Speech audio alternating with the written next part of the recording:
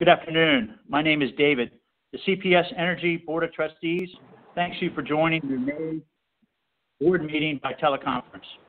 The board is always interested in hearing public input. If you have pre-registered to speak during the public comment portion of the agenda, please press star 3 now. That's star 3 on your phone keypad and put in the queue to speak. Again, if you have pre-registered to speak during the public comment portion of the agenda, please press star 3 on your phone keypad and put in the queue to speak. A member of our staff will take your name. When you hear Chair Steen say your name, you will be live on the call for 2 minutes. You will hear a bell or time sound to indicate you have 10 seconds remaining. For all others who speak during this meeting, please remember to identify yourself before speaking.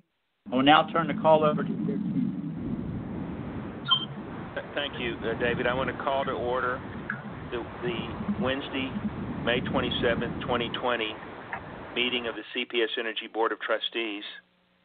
And I think our first order of business is to do a roll call. I'd ask our General Counsel, Carolyn Shellman, to proceed. Yes, sir. Chair John Steen. Present. Dr. Willis Mackey. Present.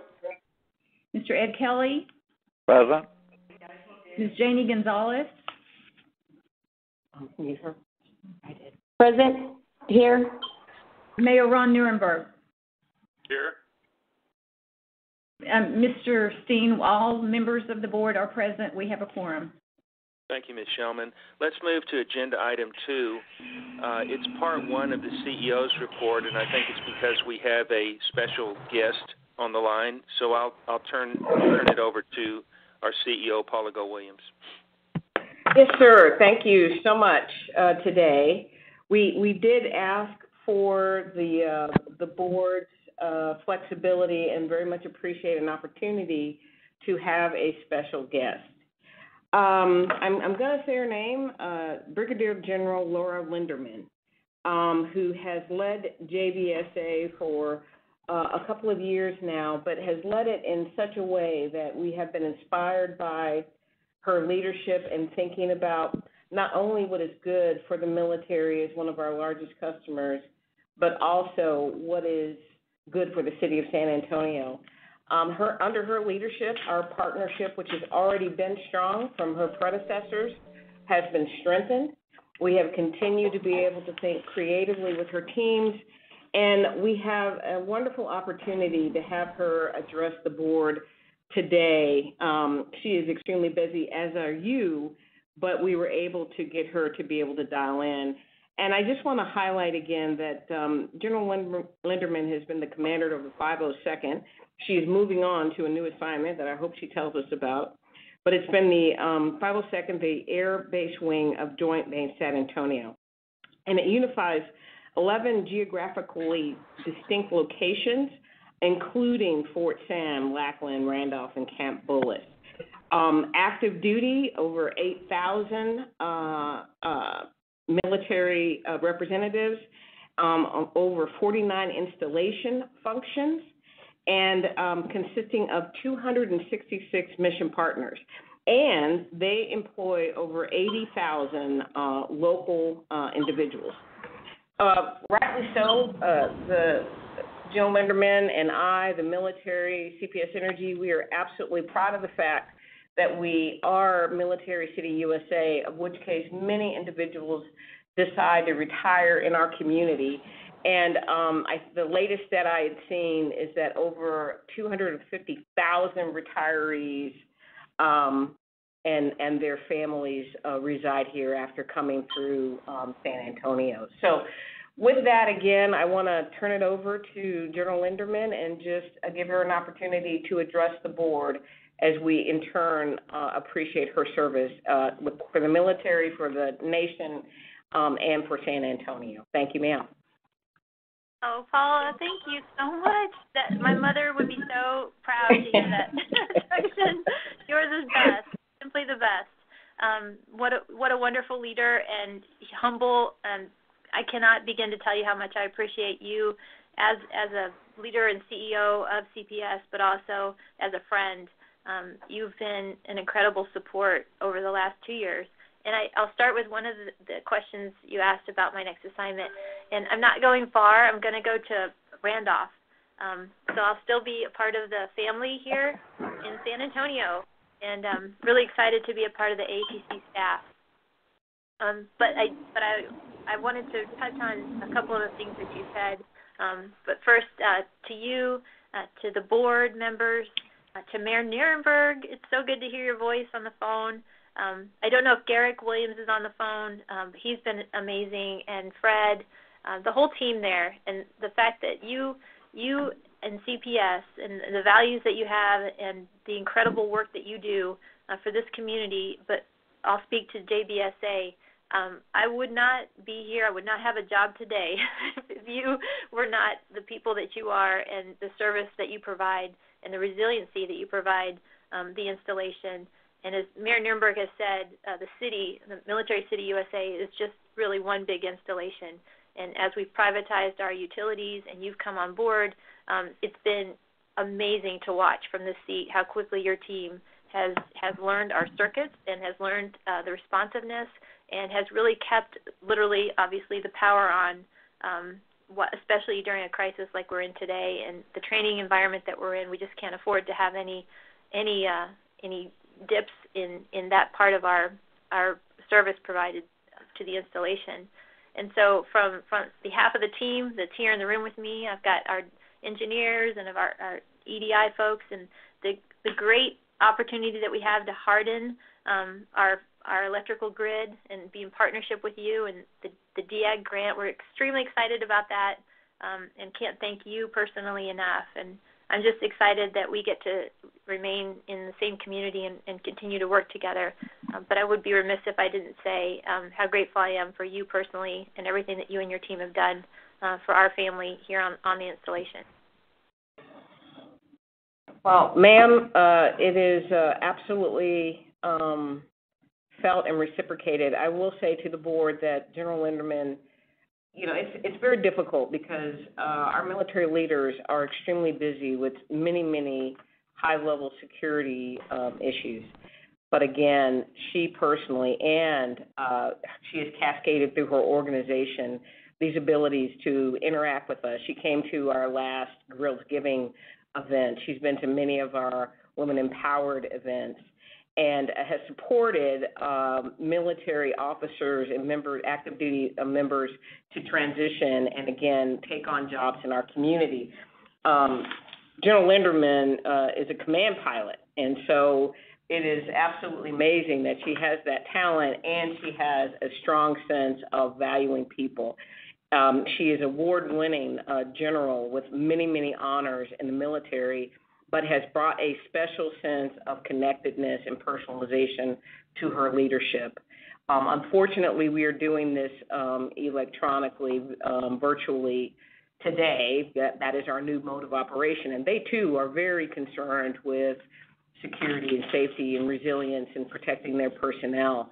But it must be symbolized in the words today how much we appreciate her and how much we appreciate the board's guidance and support of our continual outreach to customers across San Antonio.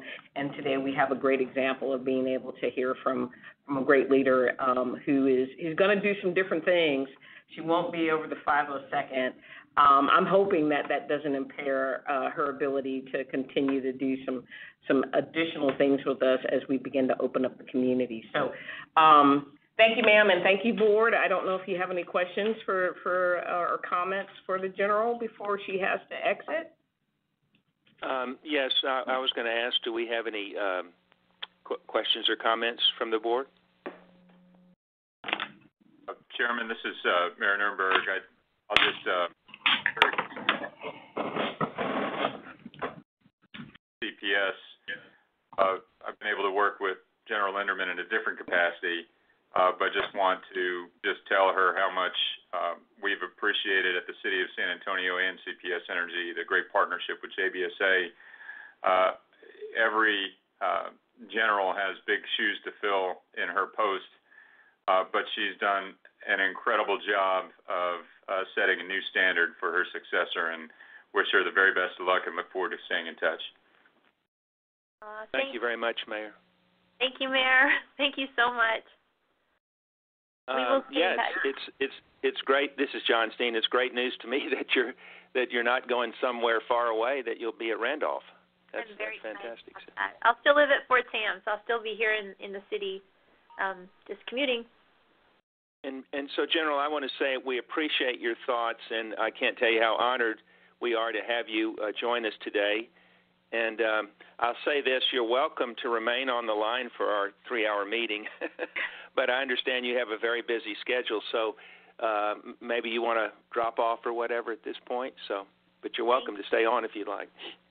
I appreciate you so much, and I think some of our team members might stay on a little bit, but I have to run to a chamber meeting that's happening in a little bit. But again, this is a great honor for me to be serving in this community, but especially to be serving with the members of CPS and the board and the mayor, and this whole community has been really the highlight of my career, and I'm extremely grateful for all of you. So thank you. Thank you, General. All right, let's move to agenda item 3, which is the safety message. And what we've done the last few meetings is we've really allowed, given over this time to Mayor Nuremberg and then our CEO to really address COVID-19 in our community. And Mayor, would you like to address not only the board but your CPS Energy family?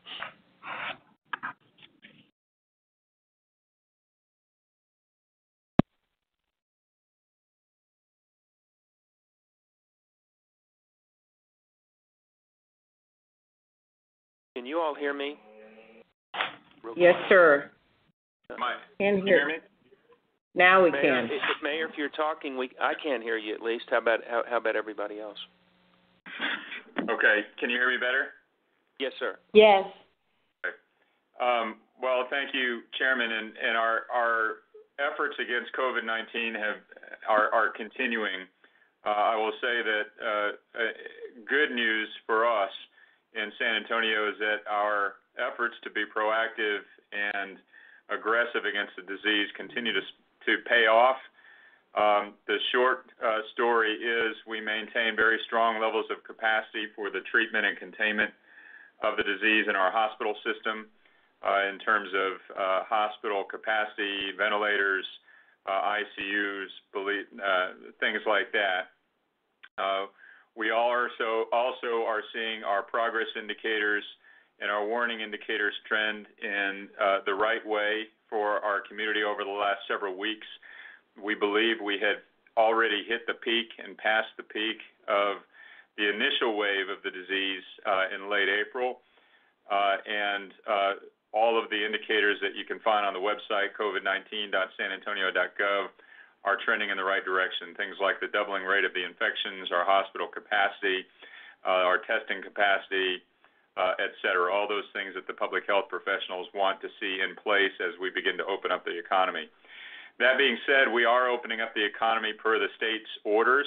The Economic Transition Team, which built its recommendations on top of our health guidance, has offered best practices for our community, our sectors of businesses that are opening to adhere to. There is a new level of activity in the community, and we do expect there to be some increase in cases, and we are noting that and keeping an eye on that, but they still remain in the stable range. Thus far, unfortunately, in our community, we have lost 69 people to this disease, not just those with underlying conditions, but people of all ages, some of whom were of a clean bill of health prior to getting COVID-19. So this is a very serious disease still. We are asking people to adhere to the public health guidance, things like maintaining physical distancing when you're out in the public doing essential activities, or when you're at business or you're patronizing a business. If you're not able to maintain 6 feet of distance, wear a face covering. It's one of the simple ways that we can show respect for other people and also slow down the spread of the disease. Our efforts underway right now also include recovery. Tomorrow at City Council, we'll be going over our CARES Act Resiliency program, which will include testing and tracing, emergency response, dealing with the digital divide, housing assistance, as well as workforce and small business concerns.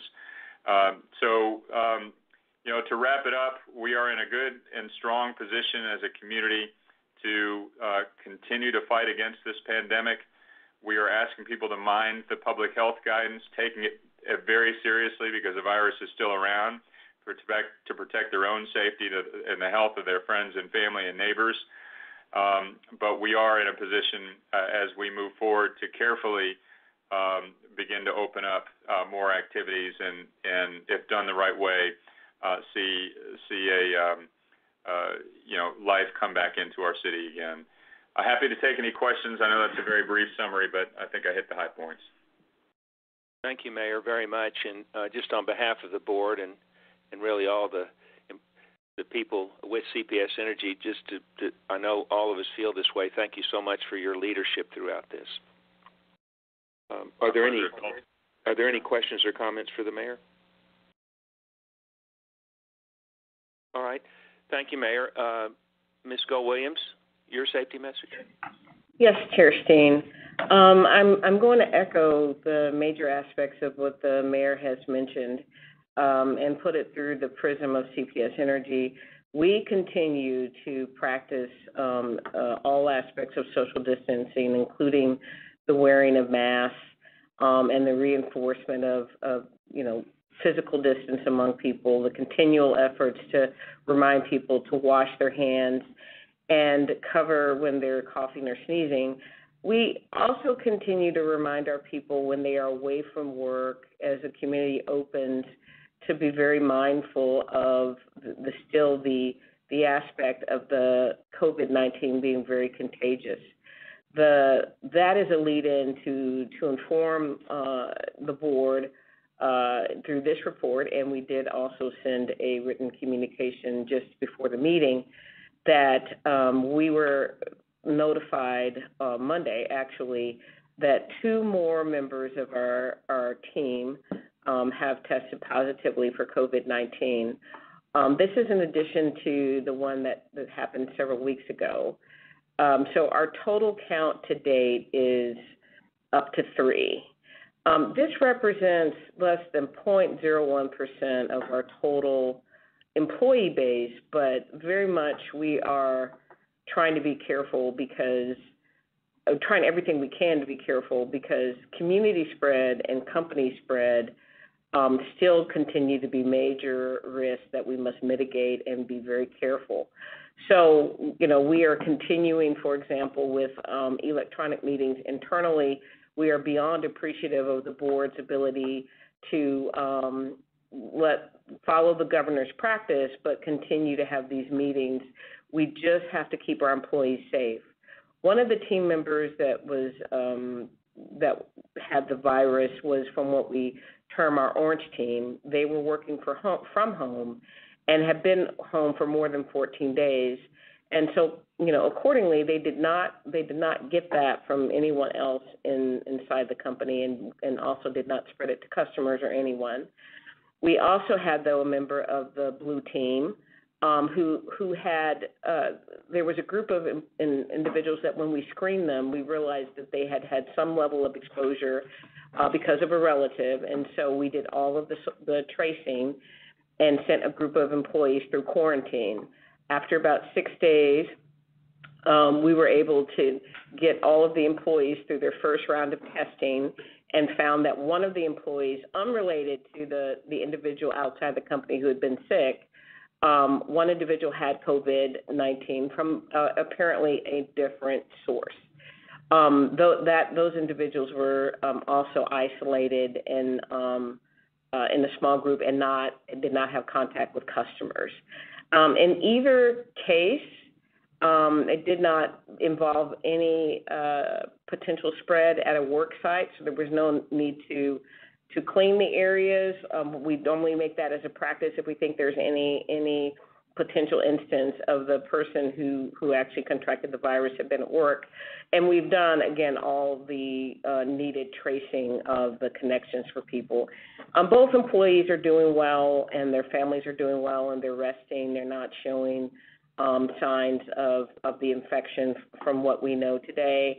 But it does make us vigilant and are continually messaging about social distancing being the best defense of staying healthy, and we're going to continue to watch it. We did notice it publicly so that the public understood what our situation was, and we did notice it to our employees with a verbal message from me as well as a company message.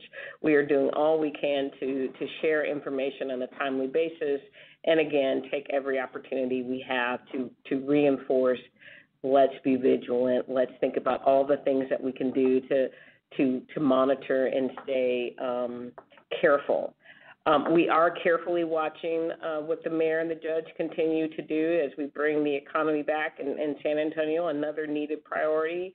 We are also closely watching the governor's orders and practices, and our team stays in contact with the staff members in Austin just to make sure that we can watch and know as the landscape needs to change how we must respond. I will close this part of my conversation to say to the public and to restate for the board, you will see us be the first one in and the last one out. In these three instances, none of our critical employees who would have triggered a sequestering action, none of them were in that group of employees, but we still have to be one of the last ones to come back in. And we are carefully monitoring all the things that we can do. We are looking at the advancement of the vaccine and progress.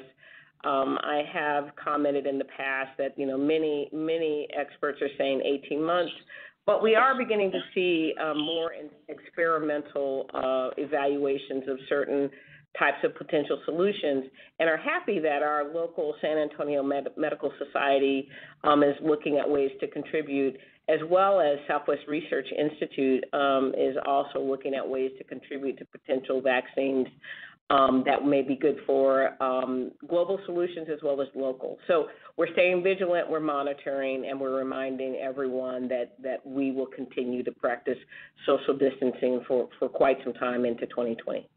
Thank you. Ms. Gold-Williams, it's John Steen. I just want to compliment you on your outstanding leadership. I mentioned the mayors earlier, but thank you so much for what you're doing. And everything is just operated amazingly well throughout this. And I know it's something that it just came out of the blue. None of us anticipated having to deal with something like this on this scale, and you've just handled it in a marvelous way. So I just want to thank you on behalf of the board and the company. Thank you, sir, very much. Thanks to the entire board for your support of CPS Energy and what we're working to achieve here. Are there any other questions or comments? Let's move to the invocation, and it's going to be given by Ms. Shanna Ramirez. Thank you and good afternoon. We thank you for the many blessings you have freely given to each of us. We ask for your presence to guide this meeting of the CPS Energy Board of Trustees. Provide them with knowledge, compassion, and wise counsel needed as they discuss the business matters on the agenda today. Help us all to remember that we're stewards acting on behalf of our customers, and provide us with the grace to serve all people well. We ask this in your name. Amen. Amen. Thank you, Ms. Ramirez. The next item on the agenda is public comment, which provides an opportunity for members of the public to share thoughts on any of this meeting's posted agenda items. We'll follow a similar process to what we've done for in-person board meetings. I'll invite pre-registered speakers to speak in the order in which they registered so we may hear their comments. They may only address the board on CPS Energy-related business listed on the posted agenda for this meeting. For this meeting, we have 6 registered speakers who will have each have 2 minutes to speak. Speakers will hear a chime sound when 10 seconds remain, letting them know that they should wrap up their comments. Speakers should state their first and last name, what organization or group they represent, if applicable, and indicate the agenda item number they're going to speak about. Our first speaker is Belinda Campbell, followed by Malcolm Campbell. Ms. Campbell? Yes. Hi, thank you. Ladies and gentlemen, thank you for letting me speak. I'm going to just read what I wrote. It's time for CPS to move past old corporate ways. This is a public city-owned business with board members that should consider the will and ideas of the people in our city.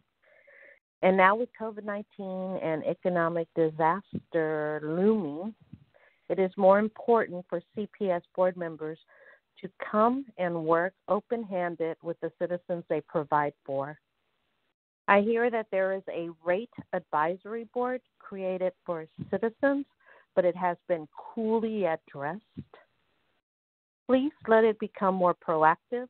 The public deserves to know more on how rates and operational costs are allocated. So please provide status on when the rate advisory committee will be active so citizens and CPS can work together to be better for our city now and in the future. Thank you. That's all I have to say.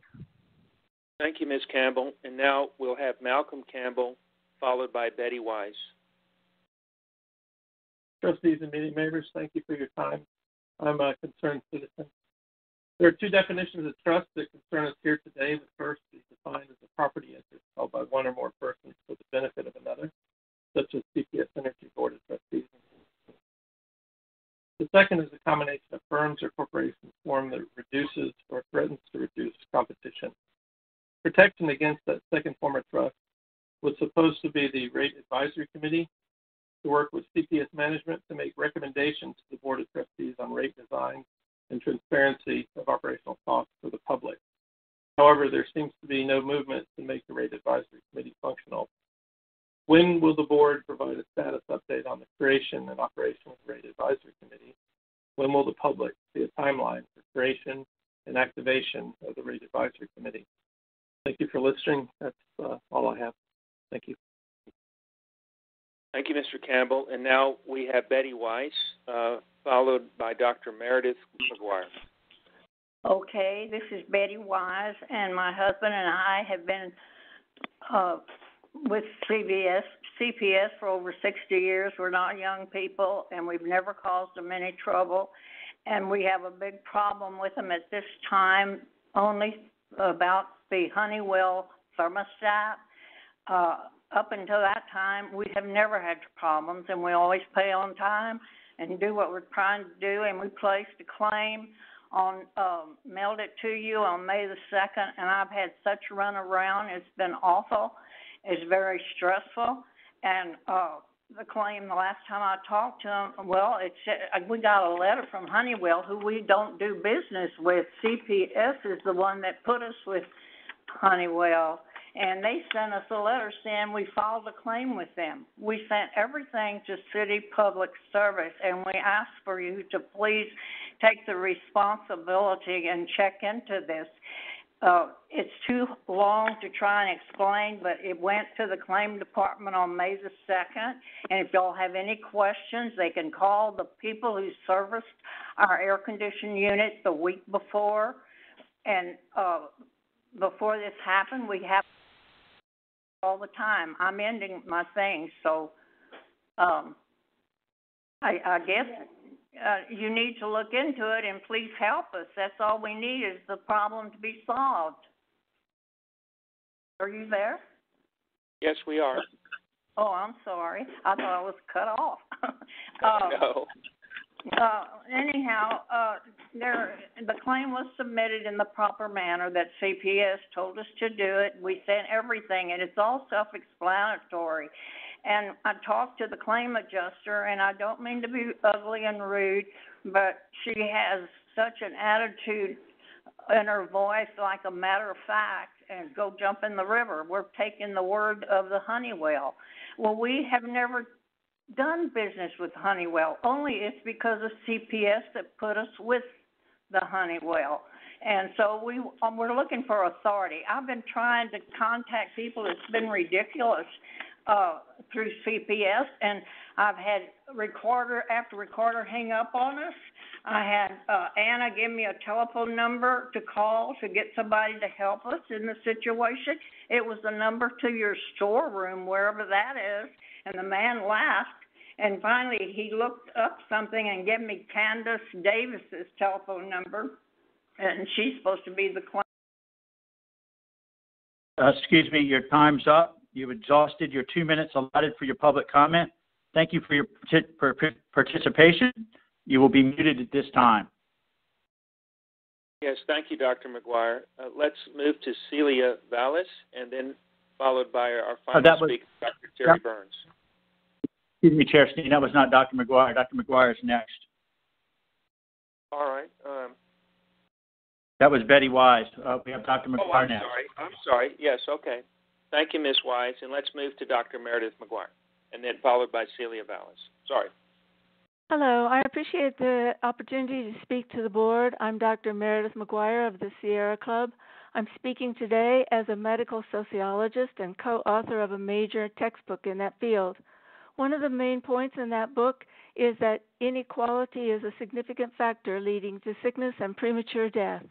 San Antonio is a place of extreme income and wealth disparities. In recent years, San Antonio's poverty rate increased, while most other cities reduced theirs. The current COVID-19 crisis is ruining the ability of many thousands of families to meet their basic needs, pay bills, and keep a roof over their heads. San Antonio's economic recovery will not happen fast enough to prevent many lower middle-class families from becoming impoverished.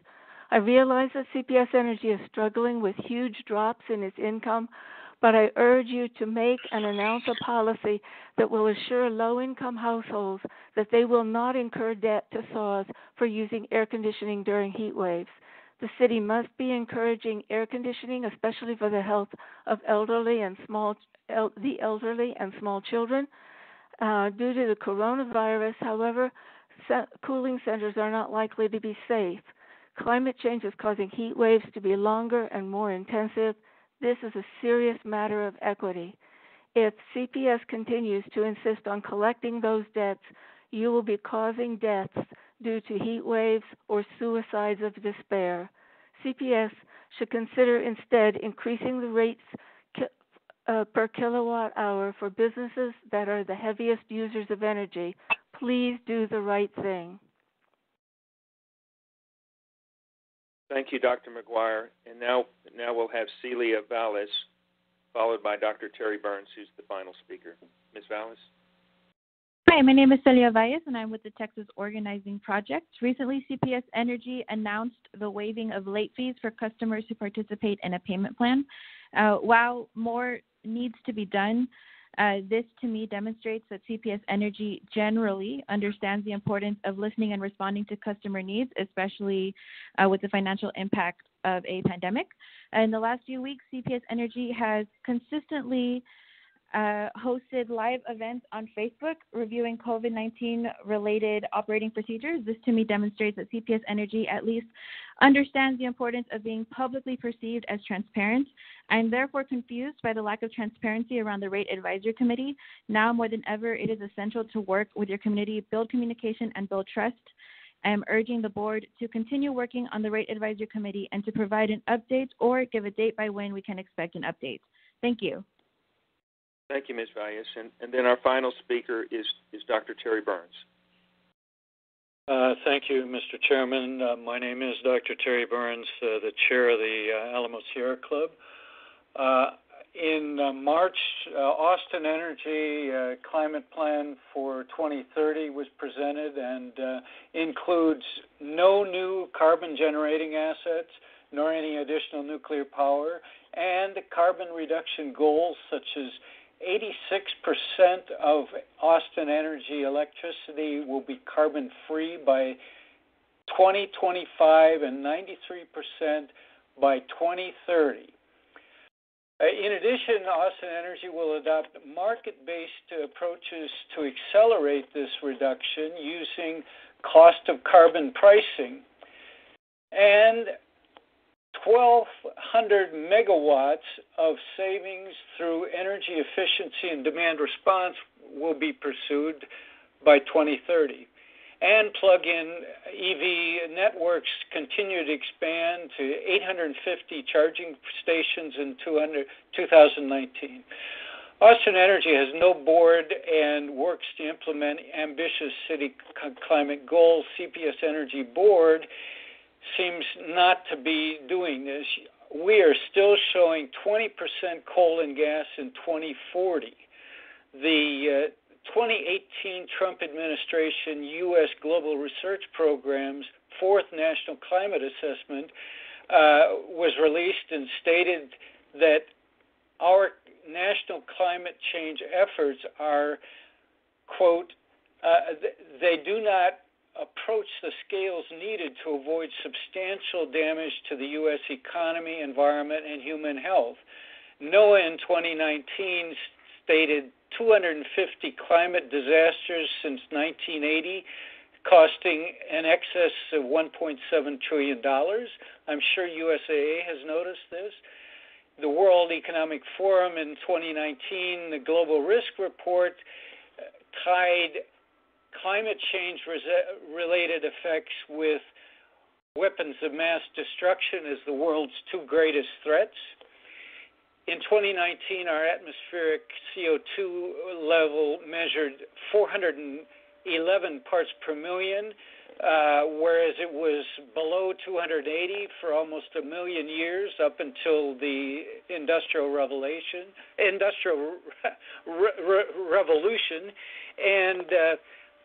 the current science says we need to attain 350 parts per million.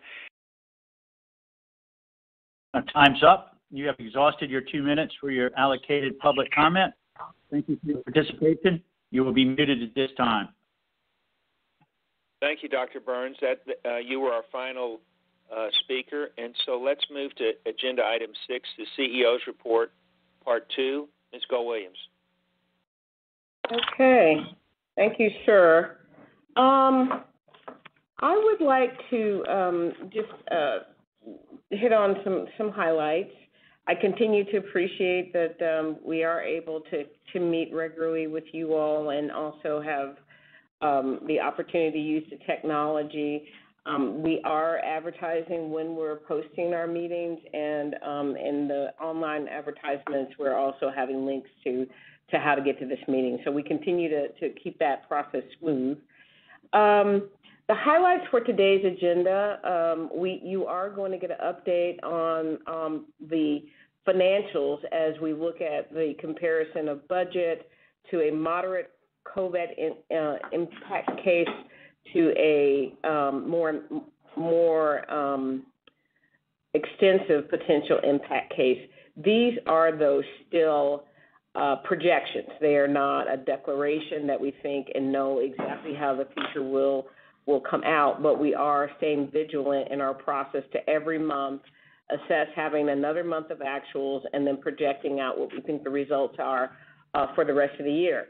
Interestingly, in comparison to the presentation that the board saw last month, we do show an improvement of just over $10 million in our worst case scenario, and that is driven by the year-to-date performance of wholesale sales. Our plants are performing well.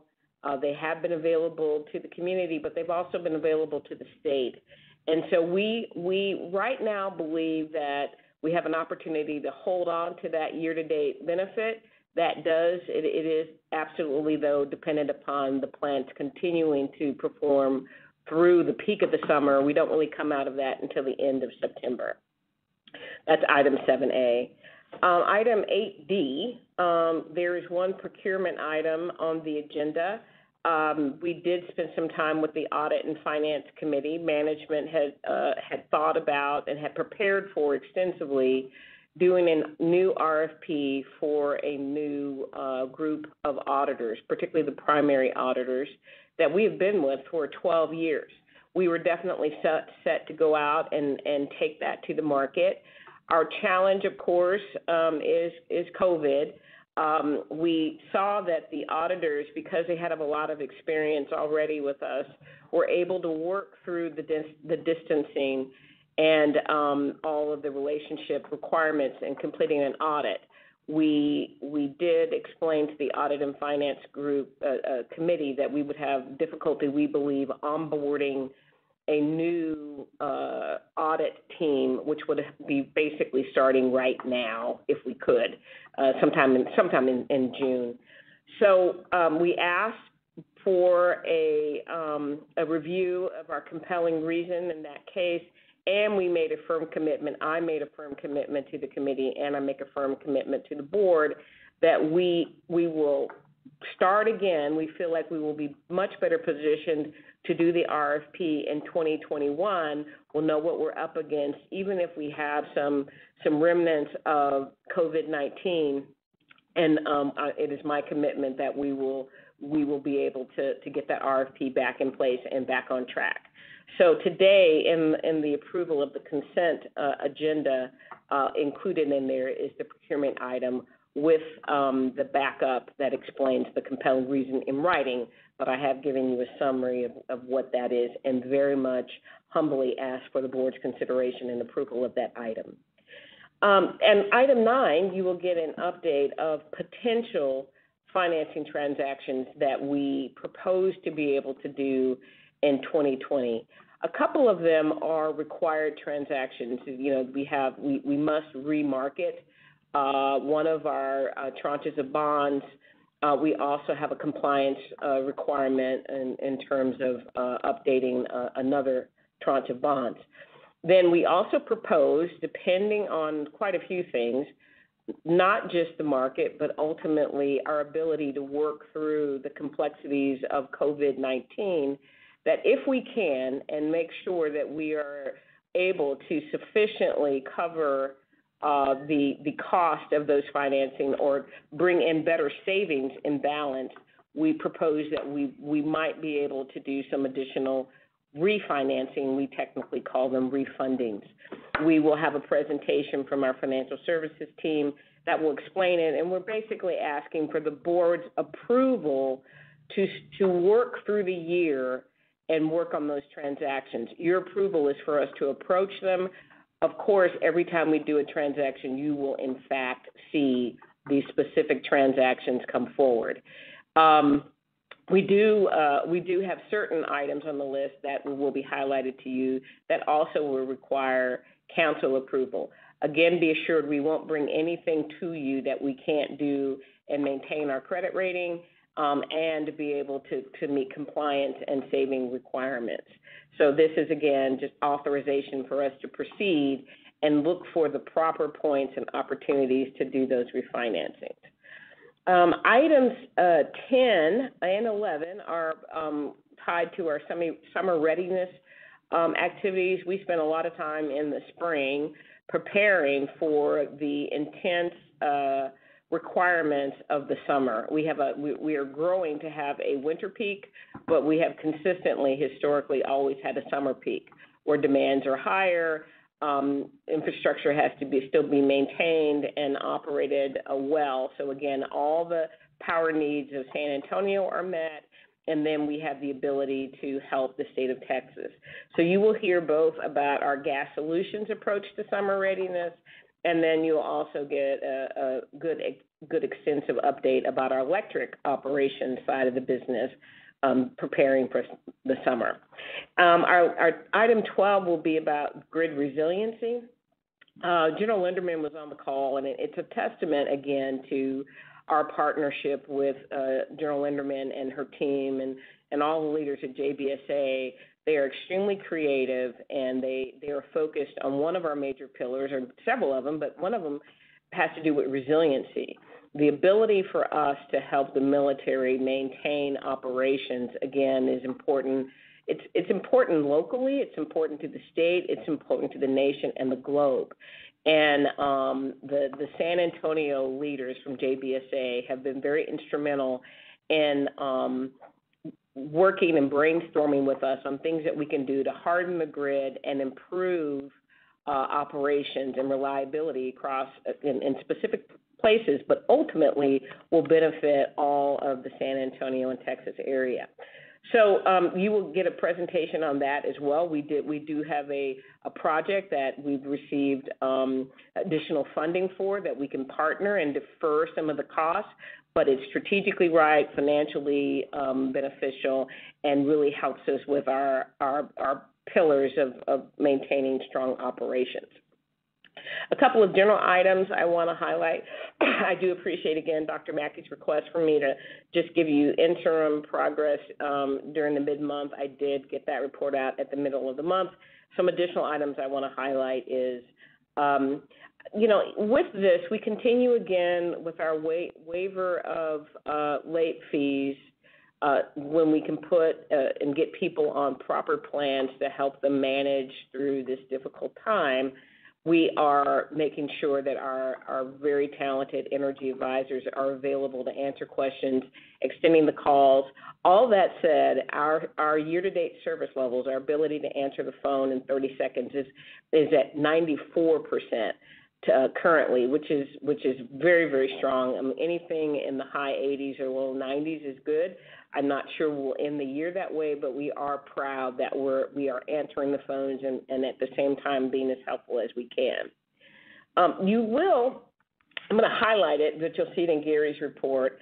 While we did some improvement in wholesale sales and we were able to drop that to the bottom line of our estimated projections that will change, we do have a sheet in there that I think you'll find of particular interest. We continue to look at what's happening by sector. Different sectors have been impacted more than others.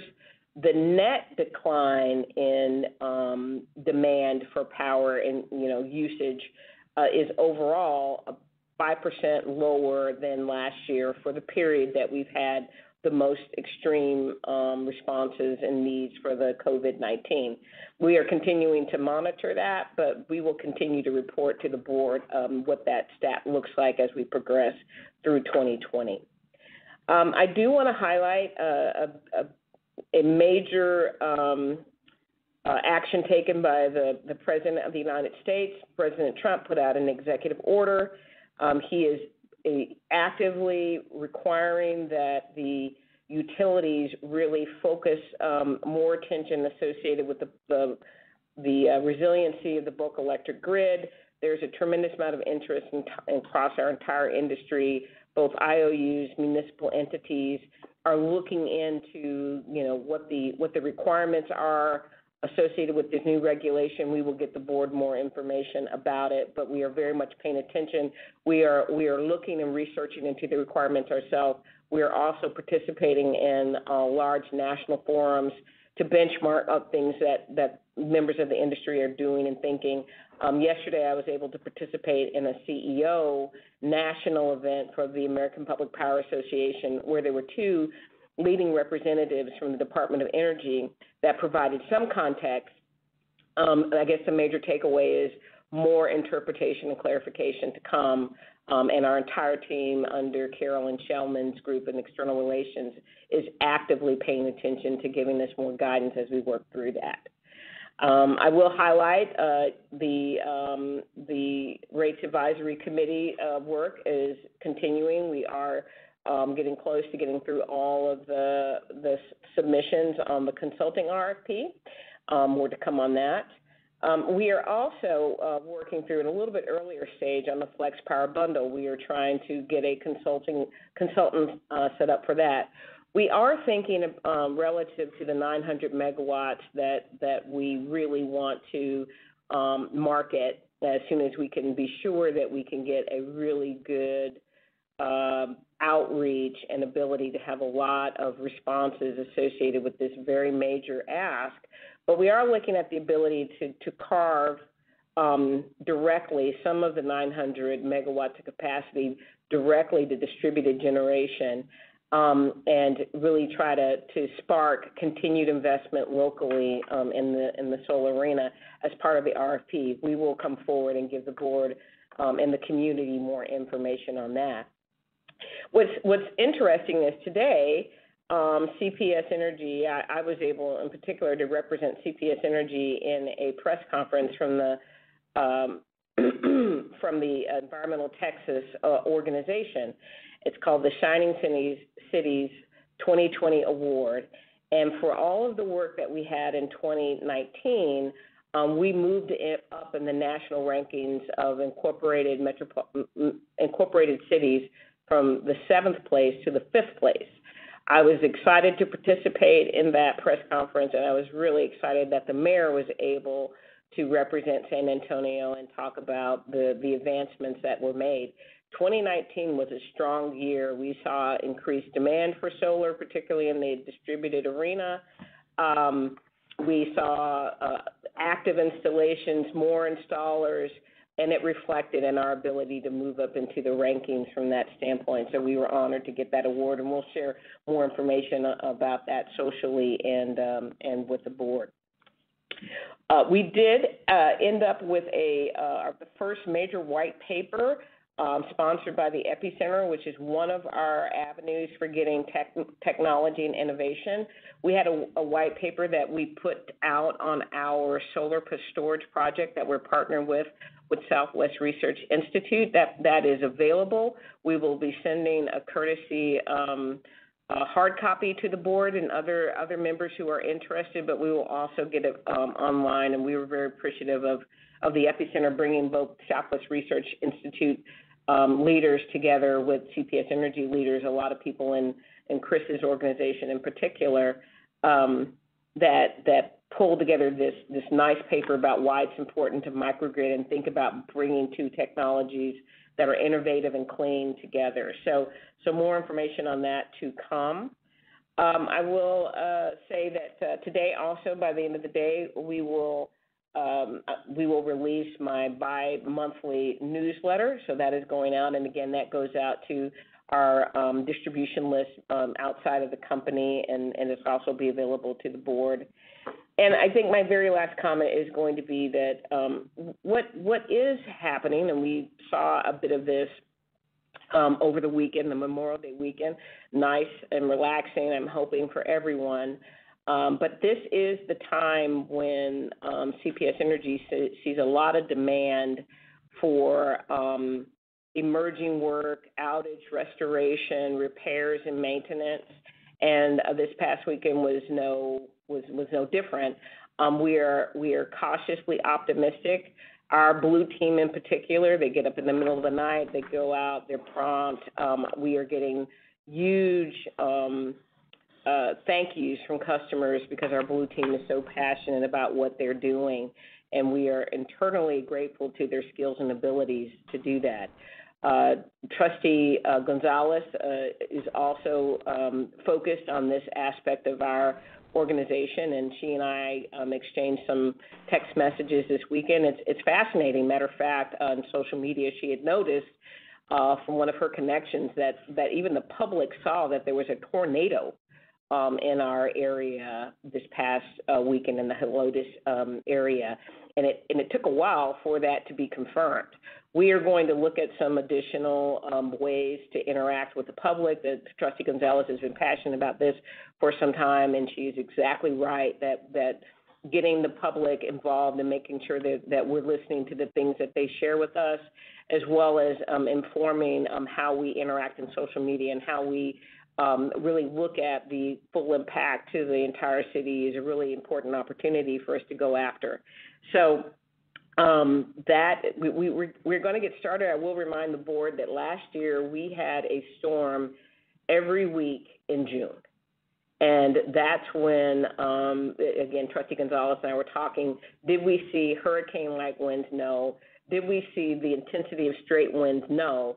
But the winds got anything above 30 miles an hour is something that, we are very cautious of. We can't send people up in bucket trucks when the wind is much more than that. And in some cases, the wind did get into the low 50s. So this, again, is our game on time. We are ready. And part of this you will hear, again, it's part of our summer readiness component. But our team is ready and spirited and ready to go to make sure that the community's power stays on through this storm period. And that is the conclusion of my report.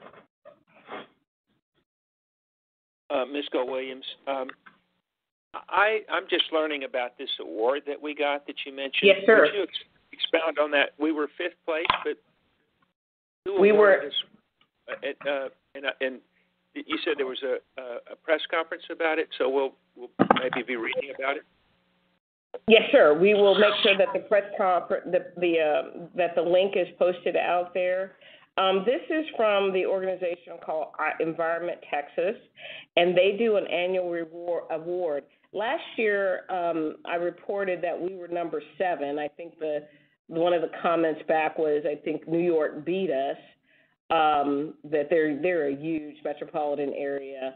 This year, we moved up from 7 to 5 based upon our continuation of our Save for Tomorrow energy plan that heavily has a distributed solar in it. So it's something that we were recently notified of, and we were able to sit in. They called and said, can we participate? But we will get a replay of that and share it, and we will post it on social media. And we're very honored that they gave us an opportunity to talk about the things that we're doing in San Antonio. And the mayor, luckily we were able to get him to join us. And it's really about the San Antonio city proper. It's not really measuring the metropolitan aspect of our city, which actually has more distributed solar in it. They just go after major incorporated areas. So in reality, we have more distributed solar than is reported, but they do that so that they can have an equal way to do the calculation per each city proper. Thank you very much. Yes, sir. Now, agenda item 7 is additional updates, and I think that you're supposed to lead into that, right? I would be glad to. We're going to have Gary Gold talk about the details of what I mentioned high level. We have posted this report online. Gary will walk you through, and basically, again, we're going to show you the budget, and then we're going to show you some scenarios that could occur different from budgets. There is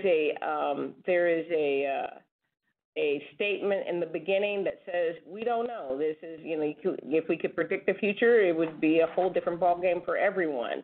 But these are our abilities to look at the financials and kind of think through how much tougher they could be or how much more difficult.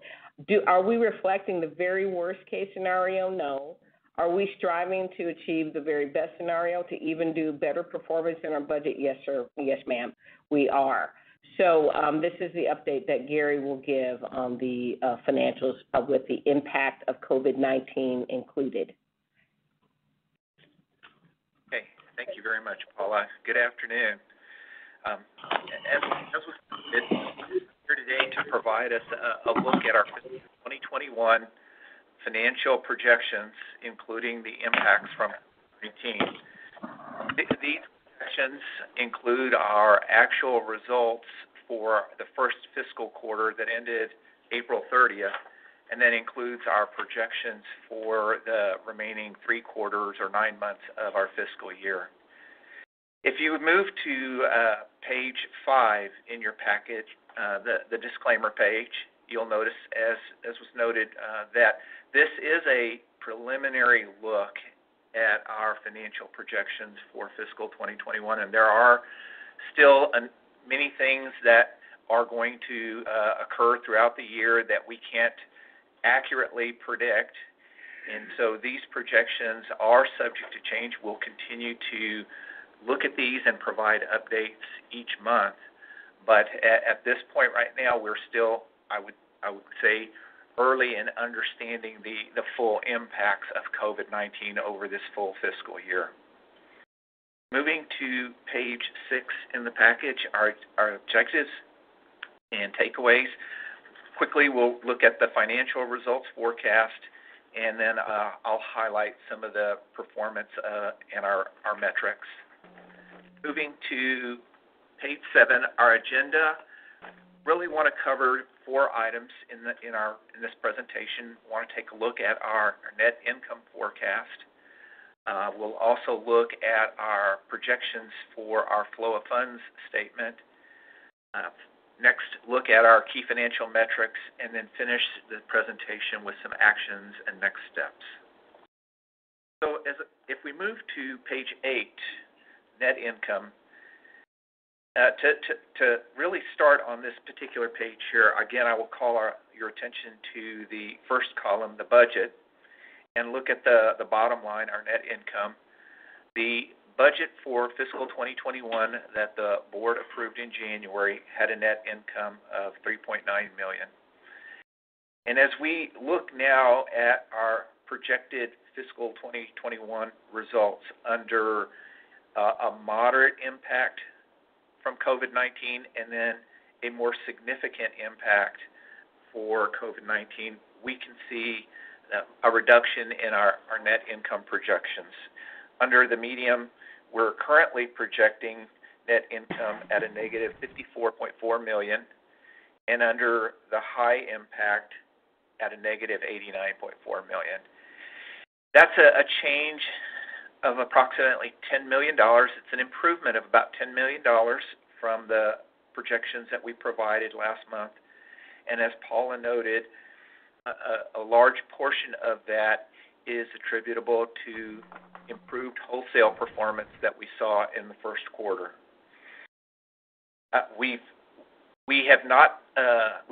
kept all of our other assumptions for the remainder of the year as we had in our previous projections.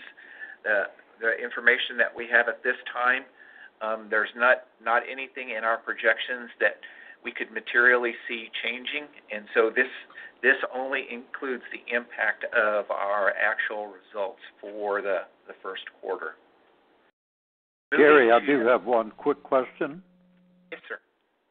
This is Ed Kelly. I noticed that you had a material change in your projected revenue for the gas line, dropping from $172 million to $153 million, over 10%. What drove that from the last projection?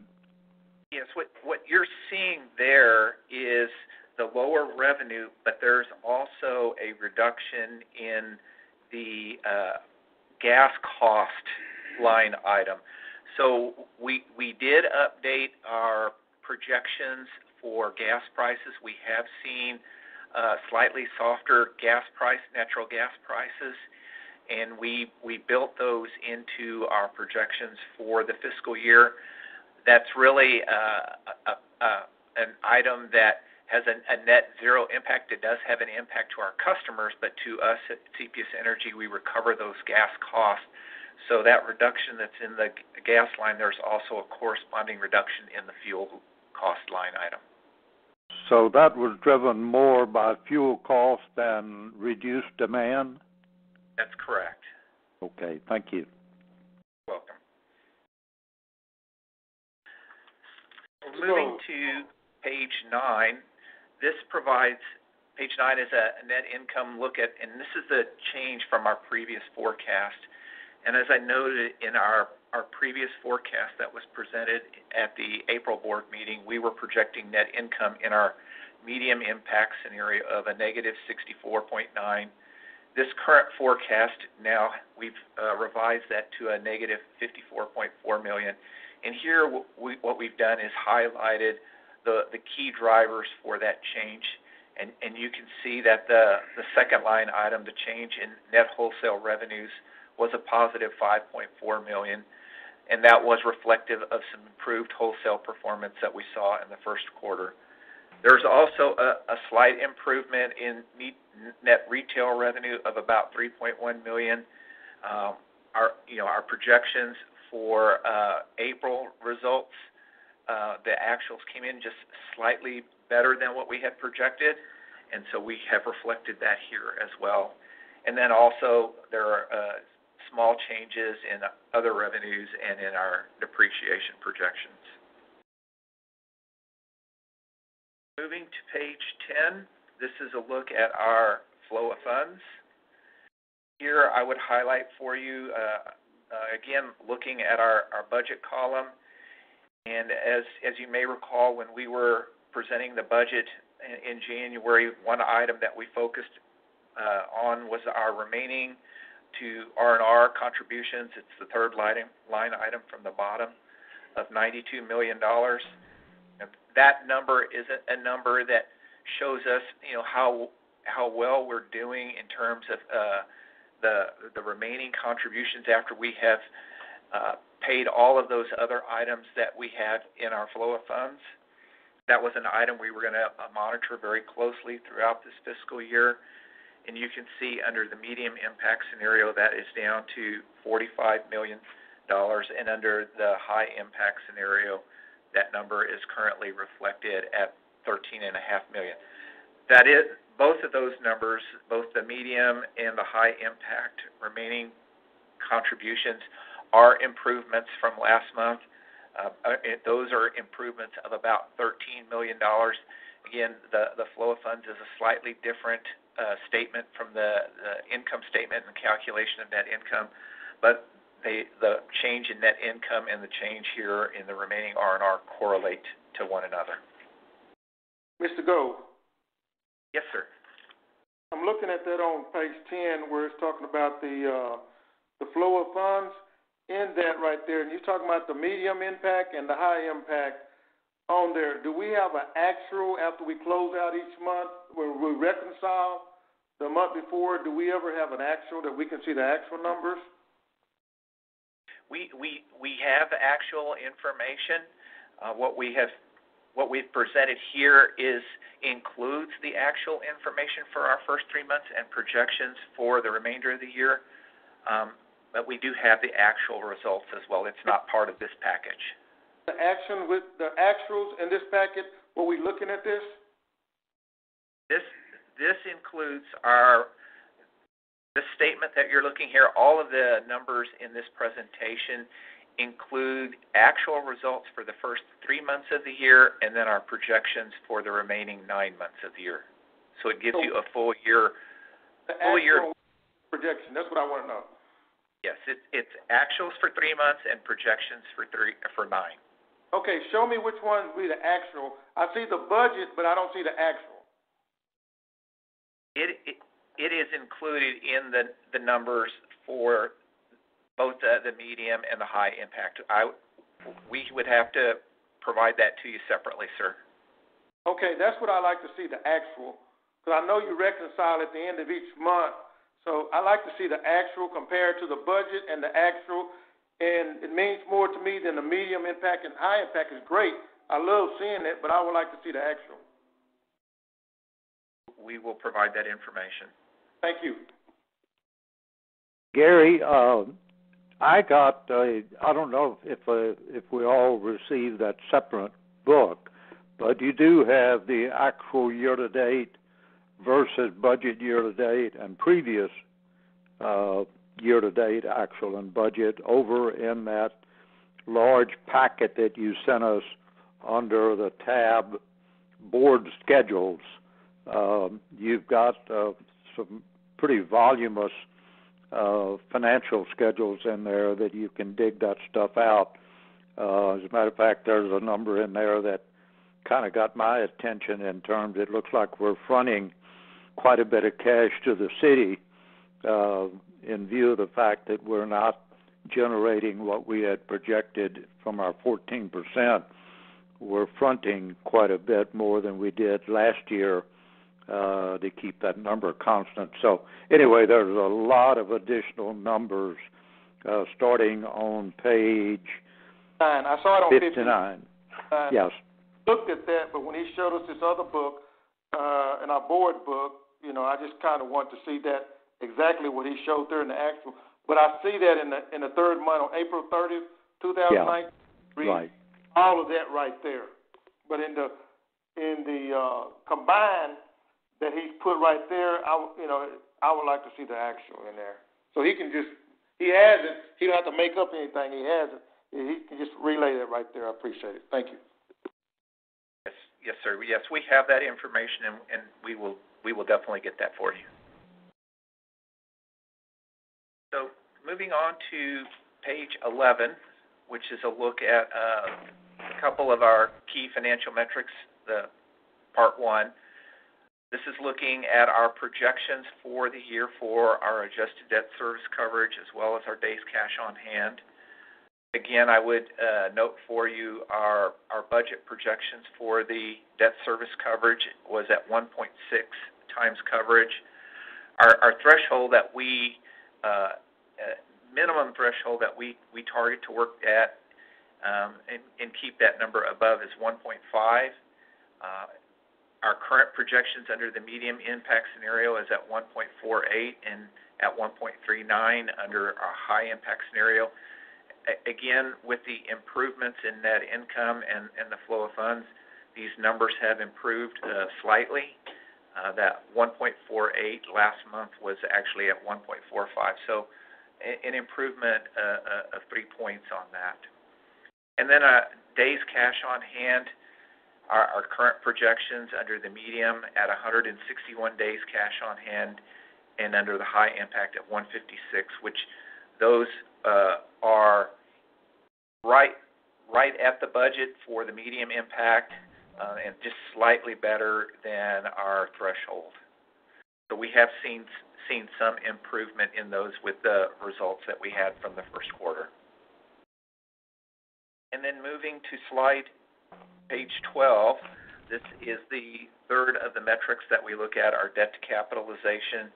And again, under these projections, the medium impact, we're showing our debt to capitalization at 60.7 and then 60.9 under the high impact. Again, slight improvements, very small improvements from last month, but they reflect the results of the first quarter. And then finally, moving to slide 13, our actions and next steps. Very similar to last month, we're continuing to closely look at the results that we see for the month of May. We are now almost at the end of May. We will be closing the accounting books for the month of May beginning next week. We will be analyzing those results and looking at the actual results compared to our projections very closely, looking at how we did in terms of our sales volumes or our load projections. We're continuing to monitor accounts receivable, to get insights into the payments that our customers are providing. We'll refresh our projections around bad debt as necessary. Monitoring our cash flows is going to be very, very important. I mean, we began this year in a place of strength in terms of our cash balances, but we want to continue to closely monitor cash flows and make sure that we ensure liquidity for the organization. And as always, we are going to continue to look at opportunities within both our operating and capital budgets to identify reductions to help offset some of these revenue reductions that we're seeing. And we will be back providing an update to the board each month going forward. With that, I'll see if there are any questions. Are there any questions or comments for Mr. Gold? Well, I applaud the fact that he's watching his cash balances very careful, because we're starting to burn cash a little bit. If you look again at those granulated numbers from last year, we went from cash of $373 million to $330 million. That's not a huge change, but it's well over 10%. So keeping a close eye on CapEx and deferring where we can so that we don't have to draw against our lines of credit, et cetera. Burning cash in a market like this, the old saying of cash is king is very, very true. So I would encourage Gary and his team to continue to look carefully at our cash burn, and as he mentioned, I know they're doing that. Yes, sir. We definitely are keeping a very close eye on our cash. Any other questions or comments? Thank you, Mr. Gold. Let's move to agenda item 8, approval of consent items. And we have the minutes of the special board meeting held on April 20th, 2020. We have the minutes of the regular board meeting held on April 27th, 2020. We have the payment to the City of San Antonio for April 2020. And as Ms. Gold-Williams mentioned earlier, a procurement item, professional services. The lead on that is Gary Gold. So any questions or comments about the consent agenda? And then we're looking for a vote on that. So I'll need a motion. Second. I move that we approve the consent agenda. Dr. Mackey. Thank you, Dr. Mackey, for that motion. Is there a second? I second. Ed Kelly. Thank you, Mr. Kelly. Any discussion? Hearing none. All in favor, say aye. Aye. I'm sorry. Let's go back to the roll call. Ms. Shellman. Yes, sir. Dr. Mackey? Yes. Mr. Kelly? Yes. Ms. Gonzalez? Yes. Mayor Nuremberg? Yes. Mr. Steen? Yes. The vote is 5-0. The motion passes. Thank you. Let's move to our regular agenda. Item 9 is fiscal year 2021 financing transactions, and the presenter, sponsor, is Mr. Gotham Schringer. Please go ahead, Mr. Schringer. Hello and good afternoon, Board of Trustees. I'm going to talk to you about the fiscal year 21 financing transactions. So I'm going to turn to PDF page 43 in your packet. For today's objective and takeaway, I would like to share with you our financing transactions for fiscal year 21, given the volatility that we've recently witnessed in the financial markets amid the COVID-19 pandemic. I'll also share with you several options that provide for flexibility and stability while considering our financial position, and then we will seek to obtain approval. Turning over to the agenda on PDF page 44, in my presentation, I'll provide an update on market volatility in the short-term markets. This is where we issue commercial paper. I'll provide an update on the long-term debt markets. We'll review our current debt portfolio composition. We will look at our proposed financing transactions and several funding options, including the financial considerations that we need to make in the new environment that we're facing. And then finally, I will seek approval on these financing transactions. Turning over to the next page, page 45, this slide shows the volatility that we faced back in March in the short-term funding markets. We use commercial paper to fund our capital on a short-term basis. The green line, which generally appears above the darker blue line, represents long-term interest rates, and the darker blue line represents short-term interest rates. As you can see, during periods of volatility, the dark blue line, which is the short-term rates, spike above longer-term interest rates. During this pandemic, which is boxed in orange, short-term interest rates spiked higher than long-term interest rates. So as a result, funding in the commercial paper market was hard to access, or it was done so at very high interest rates.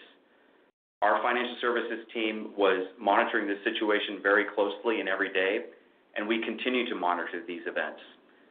So while things have stabilized recently, our goal is to obtain approval on financing transactions that provide for flexibility and stability while we certainly consider our financial landscape. Turning over to the next page, on page 46, that recent stability in the funding markets has been in large part due to the Federal Reserve introducing several programs that provide for liquidity support. Notably, at the end of March, they announced a couple of liquidity backstops, including the money market mutual fund liquidity facility, and the commercial paper funding facility. This provides direct support to the market. And as a result, just based off of this announcement, the short-term interest rate market continued to stabilize. And we have the ability to use the Federal Reserve facility to sell commercial paper directly to them should interest rates spike once again. Now I'm going to turn over to PDF page 47. So despite the recent volatility in interest rates, this slide gives us perspective on where long-term interest rates are compared to their historical averages. The green line represents where interest rates currently are compared to their historical averages, which is represented by the blue line. And this is a period going back almost 40 years. So the bottom line is it's still a good opportunity to issue debt, especially as the financial markets come to grips with this pandemic. Now we're going to review on PDF page 48 our debt portfolio composition. So one of the lessons that's validated our rationale for maintaining a diversified debt portfolio is being able to have both short-term debt instruments as well as long-term debt out of our $5.5 billion debt portfolio. So as you can see, there's a healthy mix of fixed and variable rates. We have about a little bit over 85% fixed rate and slightly under 15% variable rate. The variable rate is really the short-term interest rates that I alluded to earlier. So it's important to have a mix in case, the short-term market is relatively expensive versus the long-term market or vice versa. Turning over to PDF page 49, that stability that we've seen in the long-term markets, along with our prudent debt management, has led our average cost of debt to come down over time as we refinance expensive debt and replace it with cheaper sources of funding. Now I'm going to turn over to the next slide, which is PDF page 50. So I'm going to provide a preview of several financing options that we considered that provide for both flexibility and stability during these unprecedented times. This is John Steen. I think it bears repeating when I'm looking at page 49, that part at the bottom about the savings we've achieved through the good work that you all are doing. I don't know if you want to read that. Yes, sir. That's an excellent point. Yeah. So since fiscal year 2006, so over a 14-year period, we have refinanced slightly under $3.5 billion of debt to achieve over $450 million of gross savings to our customers, notably, and our community. Could you tell us who holds most of your debt? Most of our debt is held by large, mutual funds, bond funds. So, for example, investors such as Vanguard, Fidelity, Nuveen. These are big asset managers that hold most of our bonds, and in fact, they are great, and they've given us a lot of feedback along the way in terms of our credit rating, and that's the reason why they hold so much of our debt, because of our strong, excellent credit rating. Right. So it's fair to say that our reputation in the financial markets is pretty important to our capital structure. Absolutely. Thank you. Thank you. So I'm going to turn back over to PDF page 50. So I'm going to give you a preview of the financing options that we considered during these unprecedented times.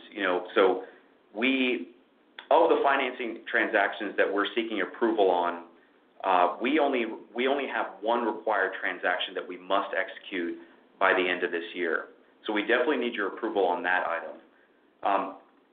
In the additional slides, in the subsequent slides, I'm going to share with you about how we thought through this recent volatility in the financial markets and the various funding options that we considered, and namely, really, considering a diversified source of funding should these markets seize up again. Additionally, you will see potential opportunities to bring financial savings to our company, as well as an opportunity to lock in low long-term rates, as shown earlier. I'm going to move over to PDF page 51. This slide really emphasizes the various funding options that we considered to fund our capital plan. So if you recall earlier, I mentioned that short-term interest rates were extremely stressed in March. Interest rates spiked, and our ability to borrow using commercial paper was limited, as we had intended to use CP to fund our capital plan this year. But as a financial services team, we looked at various options, and we're looking at various options to allow for funding of that capital plan. So importantly, the recent announcement by the Federal Reserve helped to stabilize the volatility in these markets. Since that announcement, we've seen commercial paper rates stabilize and return to levels prior to the pandemic.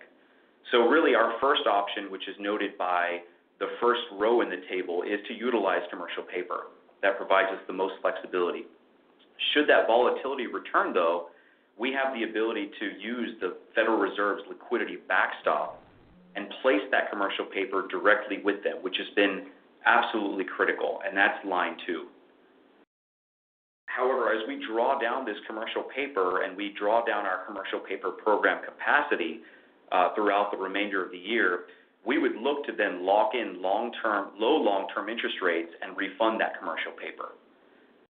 And then finally, on line item 4, I think one of the key lessons that we learned from this from the financial crisis in 2008 and 2009, and this pandemic certainly, is that we cannot rely on one source of funding that is dependent on the capital markets. Having an additional credit line direct with one or more banks is something that is critical to give us that additional needed liquidity. And so that's why option 4 is seeking to reinstate our flexible rate revolving note. I'm going to turn over to the next page, which is PDF page 52. So what is absolutely essential before we execute any of these transactions, with the exception of the required one, is really looking at our financial landscape before deciding which transactions make sense for us. So to that end, we are only obligated to complete the remarketing transaction. We definitely need your approval on that item. Reinstating the functionality of the flex rate note would only be pursued to increase our liquidity, which is increasingly important during times of general economic stress. And then the other transactions, would only be pursued if and when we can drive additional financial savings without exposure to general rating change risk from the 3 major rating agencies. Now I'm going to turn to PDF page 53, which is where I'll seek approval. So today's request is for our board to approve debt transactions that will help us save money and also meet compliance requirements. Your approval authorizes, without the obligation, to execute the following transactions. We're going to delegate authority to the CEO or a designated treasurer. And to summarize these transactions, we are required in the table that you see there, we are required to execute the junior lien remarketing transaction, which is noted by the first row. Reinstating the flex rate note would help to increase our liquidity, which is essential during times of market stress. That is row 2 in the chart. And then finally, the last 4 transactions are potential savings opportunities. Those are the last 4 lines, or rows rather. They're potential savings opportunities and an opportunity to lock in low interest rates, which will only be pursued should they drive financial savings to our organization. We're going to be monitoring this situation closely. We're going to be monitoring market conditions closely, and we will update the board on our progress. Thank you very much. Thank you. What are your questions or comments? I have a comment and a question, Sheriff Dean, if you don't mind. Yes, sir. Number one, I really feel good about the expertise behind this presentation. It's obvious that Mr. Shingapur and his colleagues really understand the marketplace, and that's very important. So I feel confident about it. I also like the fact that over on slide 51 or page 51, you're talking about opportunities to lock in long rates.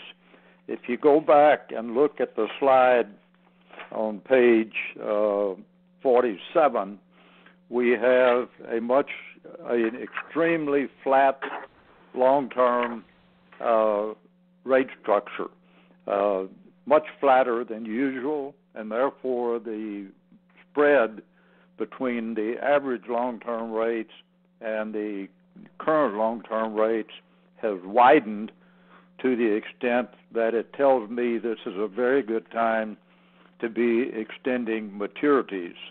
And so his comment about looking at those last four items on page 53 that total over $1 billion, if I'm reading it right. If we get a chance to extend those maturities in this marketplace with these extremely low long-term rates, I think we're going to be very well served to lock these rates up for the long term. So I guess my point is that I applaud the expertise. I applaud the fact that they're looking at extending maturities, and that I would encourage them to move aggressively on the extending of the duration of our portfolio in this current environment. Yes, sir. Thank you. Thank you very much. Definitely appreciate it. And the other thing I'd like to point out is that the opportunity to refund commercial paper allows us to lock in low long-term rates.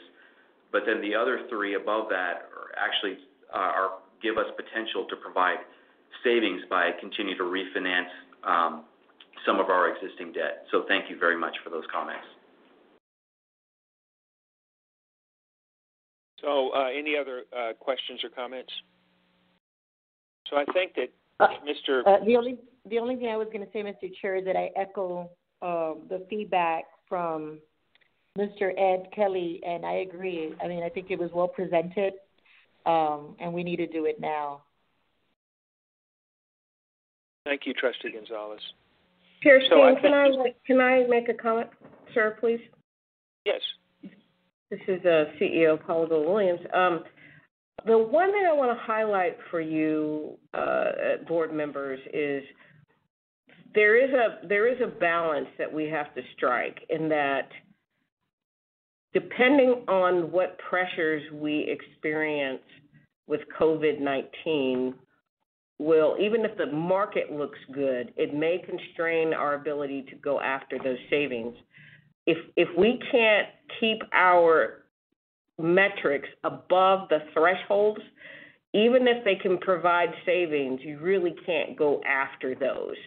And so bondholders want to make sure that the existing bonds that we have, plus anything that would recreate. So we'll lock in. Our goal is to lock in lower long-term rates. However, lower long-term rates are more expensive than short variable rates, and so it still is an increase. And so we were going to go after it, and the Gotham is expertly on top of assessing the market. But I want to tell you that we're going to have to balance it going forward. So this is not a run and go. This is going to be a very thoughtful focus. Also making sure that when we do see opportunity, we go after it, but we have to keep it in balance. So the last way I'll say it is, if we end up in the high impact case, you may not see as many transactions as are possible just because we have to first protect the revenues and the overall stability and stabilize that before you can take on more debt. I just want to make sure that we clarify that for the board. We will be very careful. Thank you. So I think that Mr. Stringapure has outlined the board approval that he's seeking. It's to authorize without the obligation to execute the transactions he outlined by delegating authority to the CEO or designated treasurer. So I would be looking for a motion to authorize or approve. Kelly, I move. A second. All right, so we have the motion from Mr. Kelly, seconded by Trustee Gonzalez. Any discussion? If not, I'll ask Carolyn Shellman to call the roll. Yes, sir. Dr. Mackey?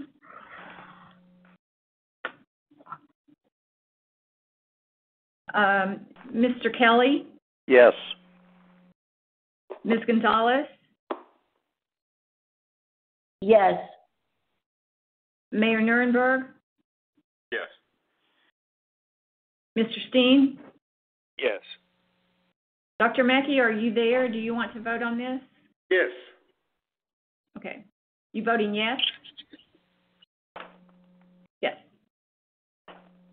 Okay, I believe we have 5 votes in favor, Mr. Chair. Thank you, Ms. Shellman. Thank you, sir. Thank you, ma'am. And thank you, Mr. Stringapure. Excellent presentation. Thank you very much. So let's move to agenda item 10, Gas Solutions Summer 2020 Readiness.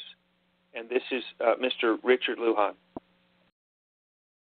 Good afternoon, trustees. My name is Richard Lujan.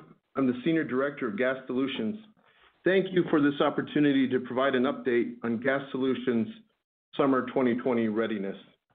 Please turn to slide 58.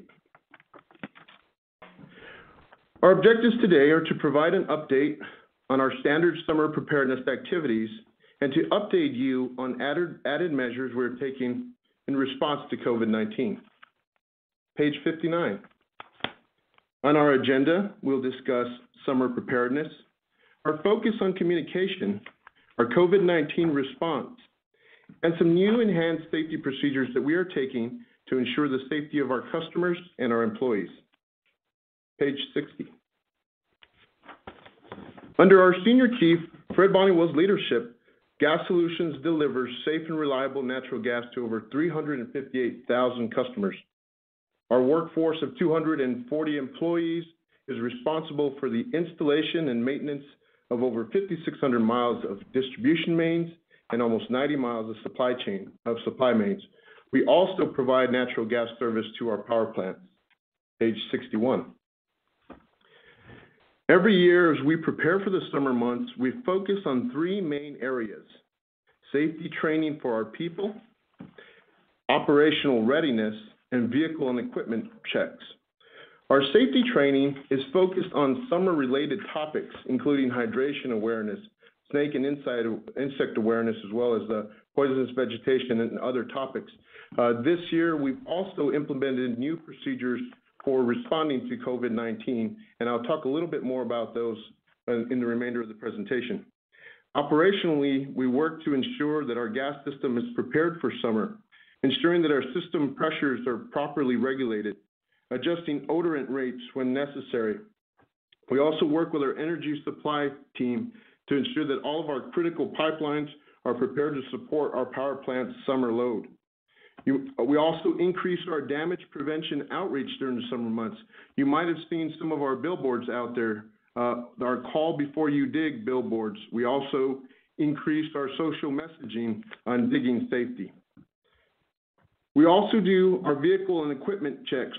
We work closely with our fleet teams to ensure that our vehicles are prepared for the summer months, and our employees take inventory of all of their equipment and protective equipment. And that includes personal protective equipment, and I'll talk a little bit more about some new personal protective equipment that we've added in response to COVID-19. Page 62. I'd also like to highlight an additional measure that we've taken in preparation for summer. We've received a lot of feedback from our employees, and over the last few months, we've evaluated a lighter weight, more breathable summer shirt, a uniform shirt. This shirt has the same level of fire retardant protection as our current standard, and we're in the process of transitioning to new shirts for all personnel. This will help ensure that our employees are working through the summer more comfortably. Page 63. Part of our summer preparedness activities this year includes our preparation and our response to working within the COVID-19 environment. As we've implemented social distancing measures, we find that our workforce is more spread out. In addition, our employees are focused on mitigating the risk of exposure to COVID-19, and this can become a distraction. So now more than ever, the need for effective communication is critical, and this is why our focus on communication is our foundation for our effective response. In Gas Solutions, we have daily leadership meetings that include every level of management, including our executive team and our senior chief, where we discuss the latest COVID-19 information. We've also increased communication and field visits with our frontline employees. Right now, when they're spread out, it's very difficult to get FaceTime with their leaders, and so in response, we're sending our leaders out into the field to ensure that all of our employees are informed on with the latest information. Additionally, we're tracking our communication to ensure that we reach every single employee. We continue to utilize technology to promote social distancing, including virtual team meetings and leadership communications on social media. Page 64. Gas Solutions has implemented enhanced social distancing measures to mitigate our exposure and spread of COVID-19. We've established our orange, white, and blue teams. Our orange and white teams make up our administrative and our engineering personnel, and we've effectively transitioned them to working at home. As for our blue team, our field personnel, we've separated them into two main groups.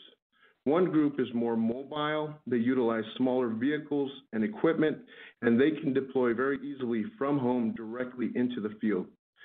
The remaining crews are much larger crews with larger equipment and vehicles.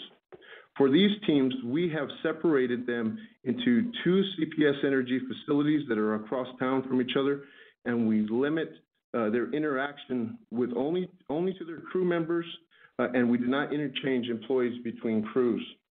Page 65.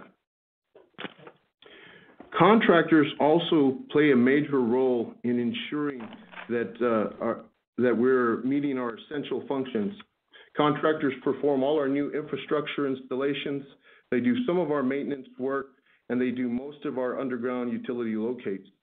Early on, we evaluated their business continuity plans to ensure that they were aligned with our social distancing practices and other safety measures. We also conduct virtual safety meetings with our contractors to talk about resource and absentee issues.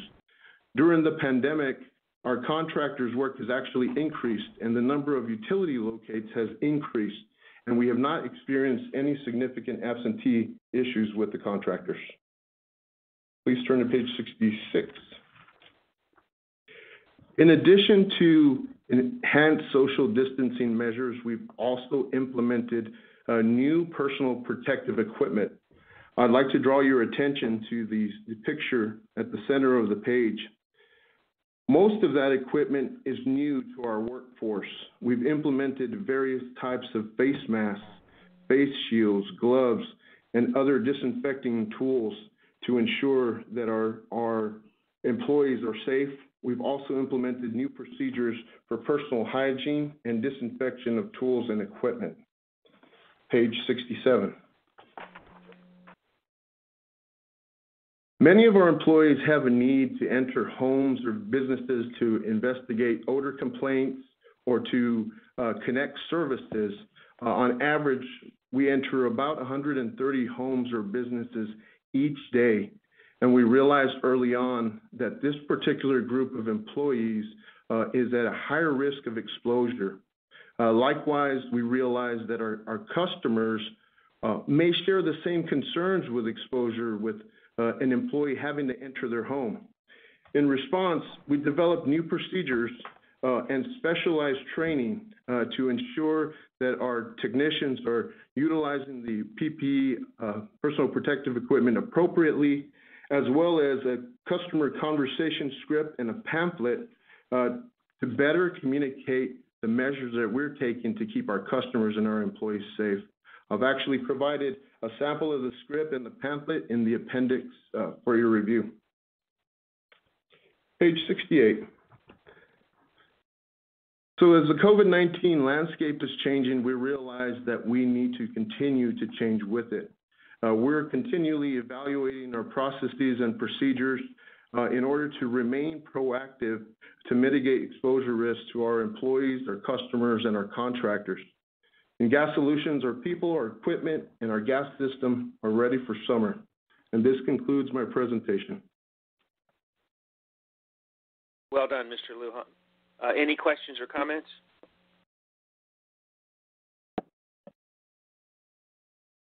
Thank you so much. Let's move to agenda item 11, Operations Summer 2020 Readiness. And the presenter sponsor is Dr. Chris Euchster. Thank you, Chair Steen. Good afternoon, trustees. We will be presenting our summer readiness for operations. We're going to discuss the readiness of our critical assets and our people in providing power to our community. We did present this to Trustee Dr. Mackey and Trustee Gonzalez on the Operational Oversight Committee on May 14th, 2020, and this will be the presentation to the full board. My team will be doing the presentation on their respective parts. Kevin Paulo, who is our interim VP of Energy Supply and Market Operations. He replaced John Bonin, who retired a couple months ago. He'll be talking about market outlook. Benny Etheridge, our SVP of Power Generation, will be talking about the readiness of our plants. And Paul Barham, our SVP of Energy Delivery Services, will be talking about the delivery side of our business. So if you go to page 75, PDF page 75, our objectives and takeaways is we do want to look at the market outlook for this summer, and especially in light of COVID-19 impacts. So we'll give that perspective. We will discuss the plant readiness to serve our customers, community, and state, and we'll discuss additional preparations to manage summer operations and the COVID-19 challenges. You go to page 76. The agenda is the following. We'll provide the ERCOT perspective. We'll give a seasonal weather forecast for this summer. The COVID-19 usage impact. We'll talk about how COVID-19 has impacted our demand side of the equation. We'll talk about our diverse portfolio to serve our customers. We'll talk about the seasonal readiness programs that we have in place, and then we'll wrap it up with our COVID-19 preparations as part of this.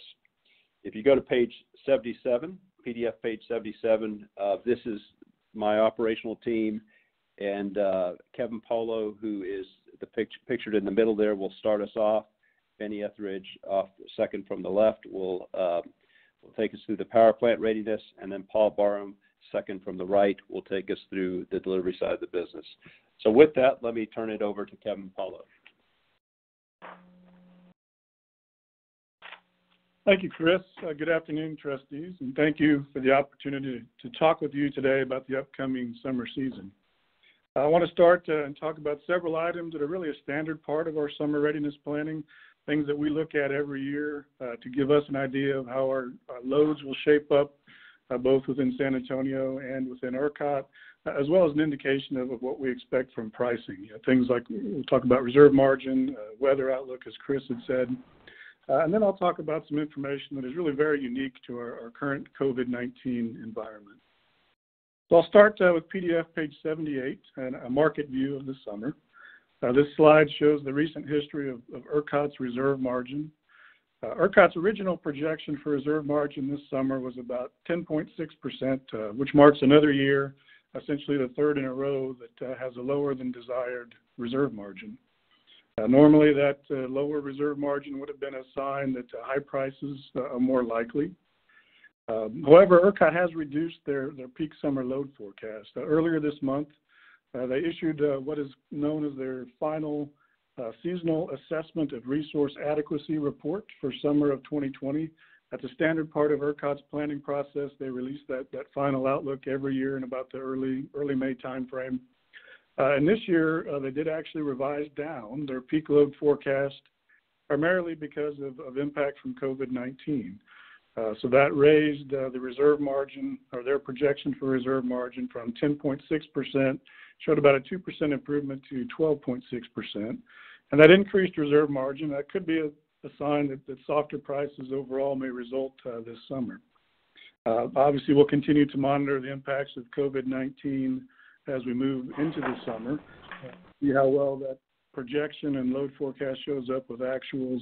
I do think, even so, with that improved reserve margin, that the right combination of factors on a given day, number of units on outage, low wind output, and obviously coupled with very high loads, could still produce the right factors, the right combination of factors that would produce very high prices for a given day.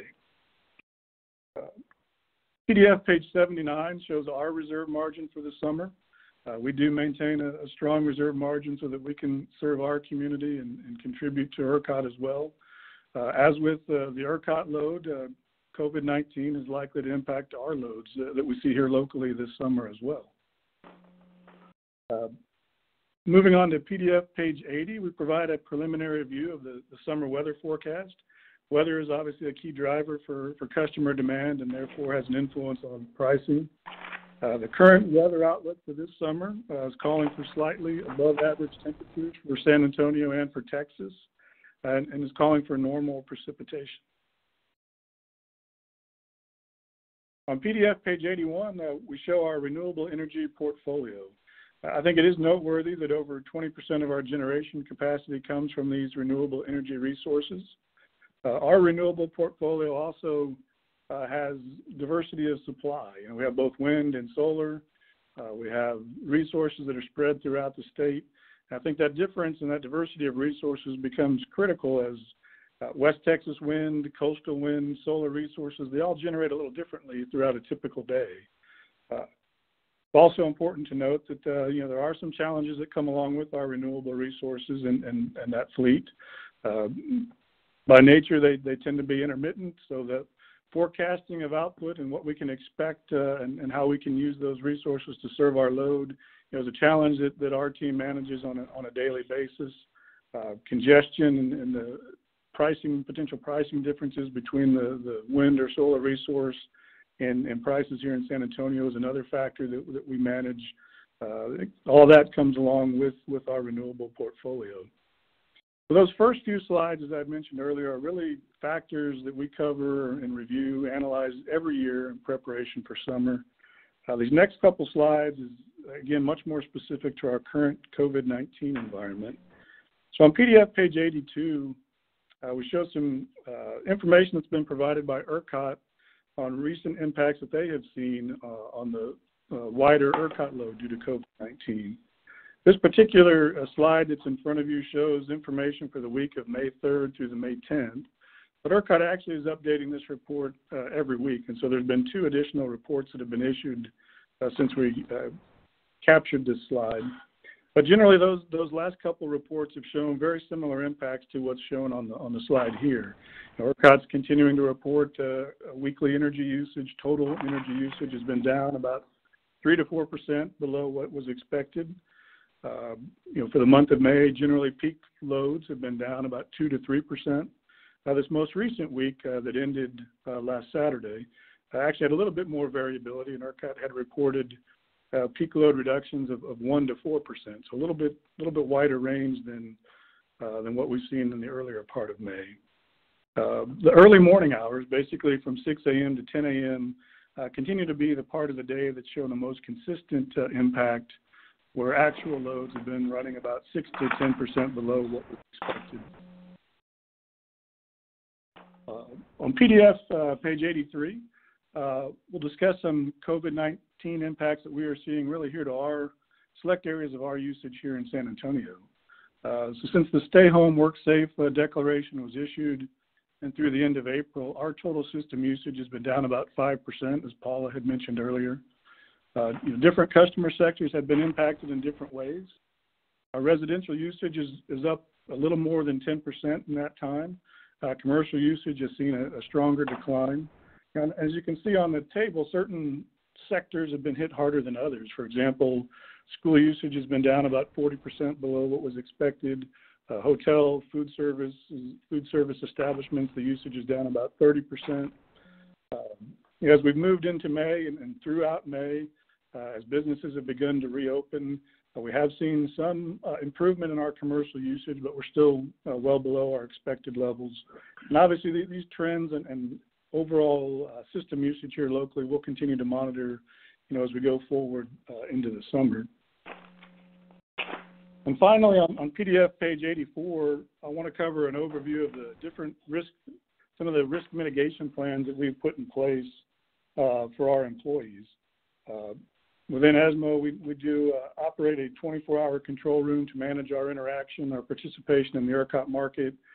Through that control room, we also monitor and control our natural gas transmission and distribution systems.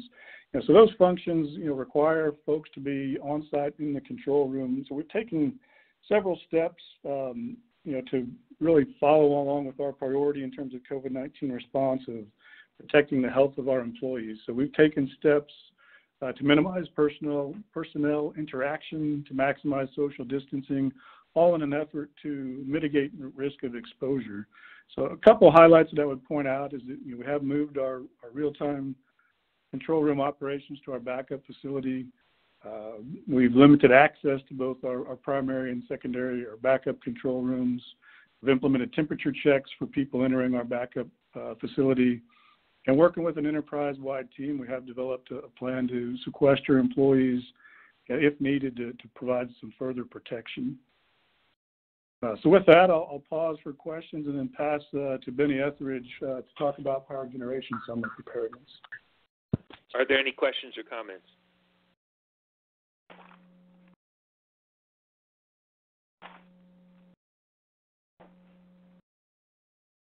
Okay, thank you, Kevin. Good afternoon, trustees. I'm Benny Etheridge, Senior Vice President of Power Generation. Really appreciate the opportunity to talk with you about our summer plans. If we could start on page 85. Our CPS Energy team is focused on providing reliable, cost-effective power to meet our customer needs when they need it. To do this, we've put together a diverse group of generation resources to both serve as a natural hedge, provide adequate capacity, and then some to support our market. As you heard Kevin mention earlier, we've got about a 20% reserve margin for our demand requirements. Seasonal readiness programs are in place. Our team is wrapping those up now, preparation for the summer run. In fact, if you'll turn to page 86, I'd like to tell you a little bit more about them. Benny, before you leave page 85, can I ask a question? Yes, sir, you can. If I add up your different sources of generation that you've shown on this page, I come up with something north of 7,300 megawatts. But over on page 79, you show that we have 6,530 megawatts. What am I missing? Trustee Kelly, this is Chris Euxter. Let me take that one. Part of it is what's shown on page, let me get this in front of me, page 85 is the full capacity of the renewables. So the wind farms, 1,067 megawatts, the solar plants at 552. What you show on that previous page is the actual capacity at peak, or the expected capacity at peak, because that's what we have to design our system for. Because we won't always get that 100% capacity at the renewables. It's what the expected capacity is at peak, and that's why those numbers are different. So it is the fact that the renewables are not generating at their actual capacity limits, and the other portions of our portfolio are generating at their capacity limits. Yes, at that peak hour. If I could just jump into this is such an interesting subject. Some of the capacity and the PPAs are different for Benny. He focuses on the plants that he has to maintain on a regular basis. The PPAs are really operated by others, and so that's part of the distinction. But also, wind, depending on where it is, like West Texas wind is going to produce at peak its peak capacity at night. So it's not that they don't have peaks. They don't necessarily align to the peak of when customers need the demand. And so we can maybe also kind of give you a little bit more graphics on that, but we are really focused on when the infrastructure is needed to supply all of San Antonio and then meet our commitments that are outside of San Antonio. That is really important. The wind is important at night, but it's not during the peak of the day when you have a lot more demand on the system. So we do have different views. We don't mean it to be confusing, and we'll try to clarify that every time we put that in front of you. Well, let's make sure we keep that in front of us, because I don't use a lot of electricity at midnight. So the fact that the wind blowing like hell out in West Texas at that time doesn't do a whole lot for me. So let's make sure that when we're looking at our generation capacities, we keep that in mind, that we need capacity when the customer needs it, not when the wind decides it needs it. Okay? Yes, sir. Yes, sir, we'll do that. Good. Were there any other questions on page 85 before we move to page 86? Okay. So on page 86, success for us means our plants are ready to deliver when our customers need the energy the most. And we've learned that during the summer and winter peaks, we use the vast majority of our resources. So for this reason, we put together seasonal preparation plans. They're nothing complicated, really. Just focus on the basics for each of our sites. As you heard Paula mention earlier, we start preparing early, in February, actually. We get coordinators in place at each plant site. We start with our conditions assessments, performance checks. Then we kick off our unit maintenance activities. By May, we've wrapped up those unit maintenance activities. We've completed all of our checks. Operating plans are in place. We've got inventory, supplies stocked. We're ready to go for the summer. And then finally, on June 1, we file a formal certification with ERCOT that we've completed all planned activities and our fleet is ready for the summer. We'll turn to page 87. I'll show you some examples of some work we've done this year in preparation for the summer. As you know, maintenance is essential to our reliability program. For Spruce 2, we completed some generator work, inspection, testing. For Rio Nogales, we completed a major overhaul on CT3. Then finally, for the Bronig Unit 2, we completed an HPIP turbine rotor inspection and repair. We'll turn to page 88. You'll see that on Summers Unit 2, we had turbine valve repairs, generator controls. I will tell you that on Summers 2, for example, the turbine valve repairs are increasing. That's happening because our market is changing, and we're moving these units around more. Mr. Kelly, as you noted, the renewables move more, and we have to support them. So it is changing our maintenance profile, and our teams are working to adjust that as we speak. As you can see on our Lee West unit, our peaker unit was being pulled and sent to the depot for overhaul. Finally, AVR, Arthur von Rosenberg, we completed a generator major inspection. We did chemical cleaning on our HRSGs, heat recovery steam generators. Those are the boilers that we use to capture excess heat from the turbines. You'll turn to page 89.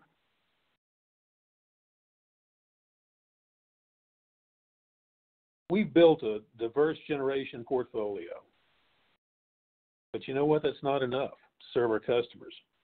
We're a people business, and we rely on our people to run our plants. COVID-19 represents a threat to our people. But we took a step back and we assessed our operating environment. We created this contact map. We identified all the operations touch points so we could see the risks that we've got. We'll turn to page 90. We took that contact map, we took CDC guidelines, we worked closely with people and culture, enterprise and public safety. We built a personal protection plan for our teams. We also restructured our operating teams on shift to establish relief groups, and we pulled back out of our control rooms so that they're ready if they have to step in because of a COVID-19 outbreak in a control room, so that we can keep our units online. We've worked at the enterprise level to develop a phased-in sequestration plan that we can use if COVID-19 community spread really gets bad. Our personal protection plan's in place now. Our teams are focused. They're staying safe and operating our plants. Unless there's questions, I'd like to turn it over to Paul Barham to provide an EDS update. Okay, thank you, Benny. So if we'll turn to page 91 of your PDF, let me talk a little bit first about our summer readiness activities that we have been pursuing and are currently wrapping up. At a high level, a lot of things that are similar to power gen, gas, ESMO that you've heard, but our focus is on preparing our electric infrastructure for the high summer temperatures and high customer loads that put those additional stresses on our equipment. We also are preparing not only for kind of our internal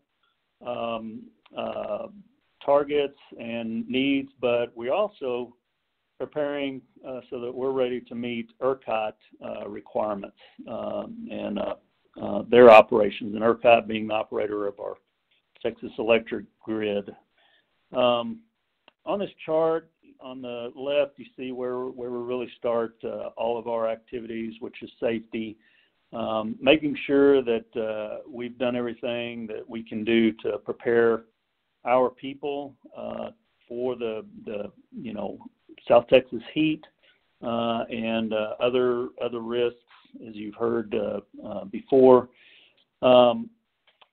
For preparing our system for the stresses of the summer, we do a lot of inspection and completion of upgrade projects to get us ready for the summer. But one of the things we spend a fair amount of time on is actually doing modeling and analysis of our electric system so that we are looking at various contingencies and preparing not only for being ready for normal summer operation, but also in the event that there are emergency operations that we end up having to execute. So both those are important focuses of ours.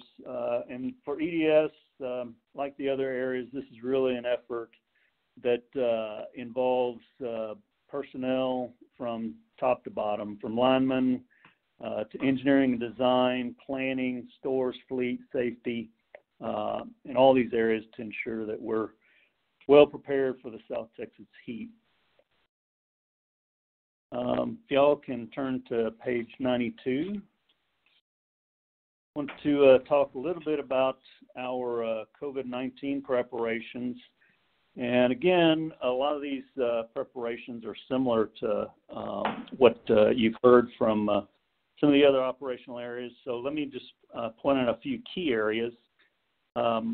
Like ESMO, our system operations area is a 24/7, 365 function that is responsible for monitoring and operating our transmission and distribution systems.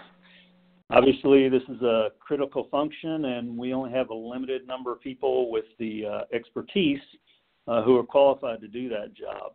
So So we have a real strong focus on, minimizing their interactions with other groups, limiting those interfaces, to prevent any contamination or spread.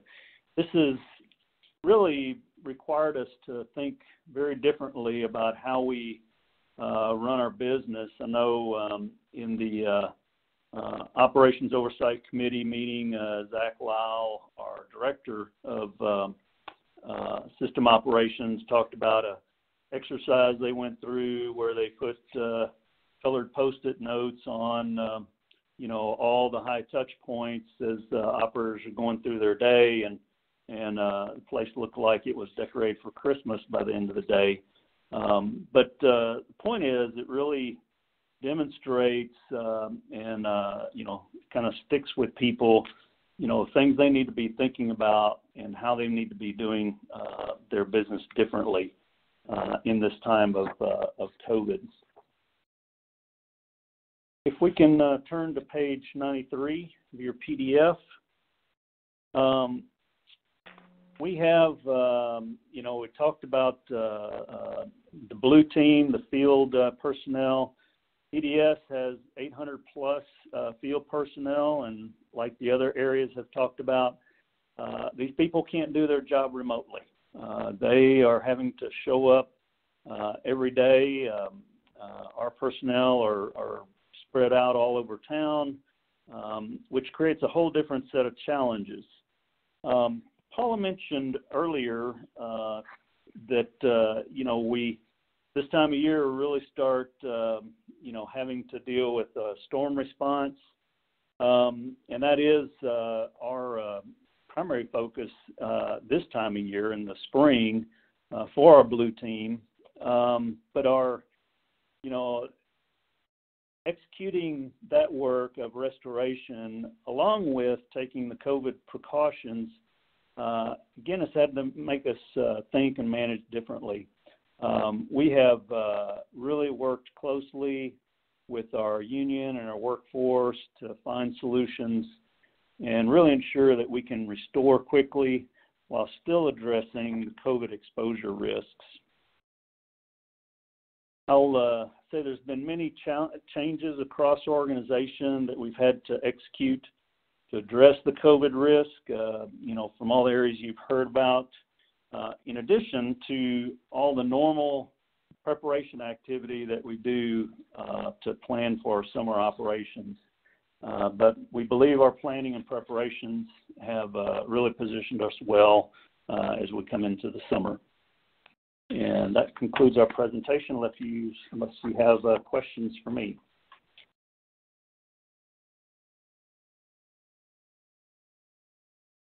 Hearing none, Dr. Euster, do you want to wrap up, or is that concluded? Chair Steen, that concludes our presentation, unless there's any further questions from the board. I just wanted to, congratulate you and your team for doing an outstanding job in the operations area. So thank you to Mr. Etheridge and Mr. Polo and Mr. Barham for those presentations. Thank you so much. Thank you, Chair Steen. All right.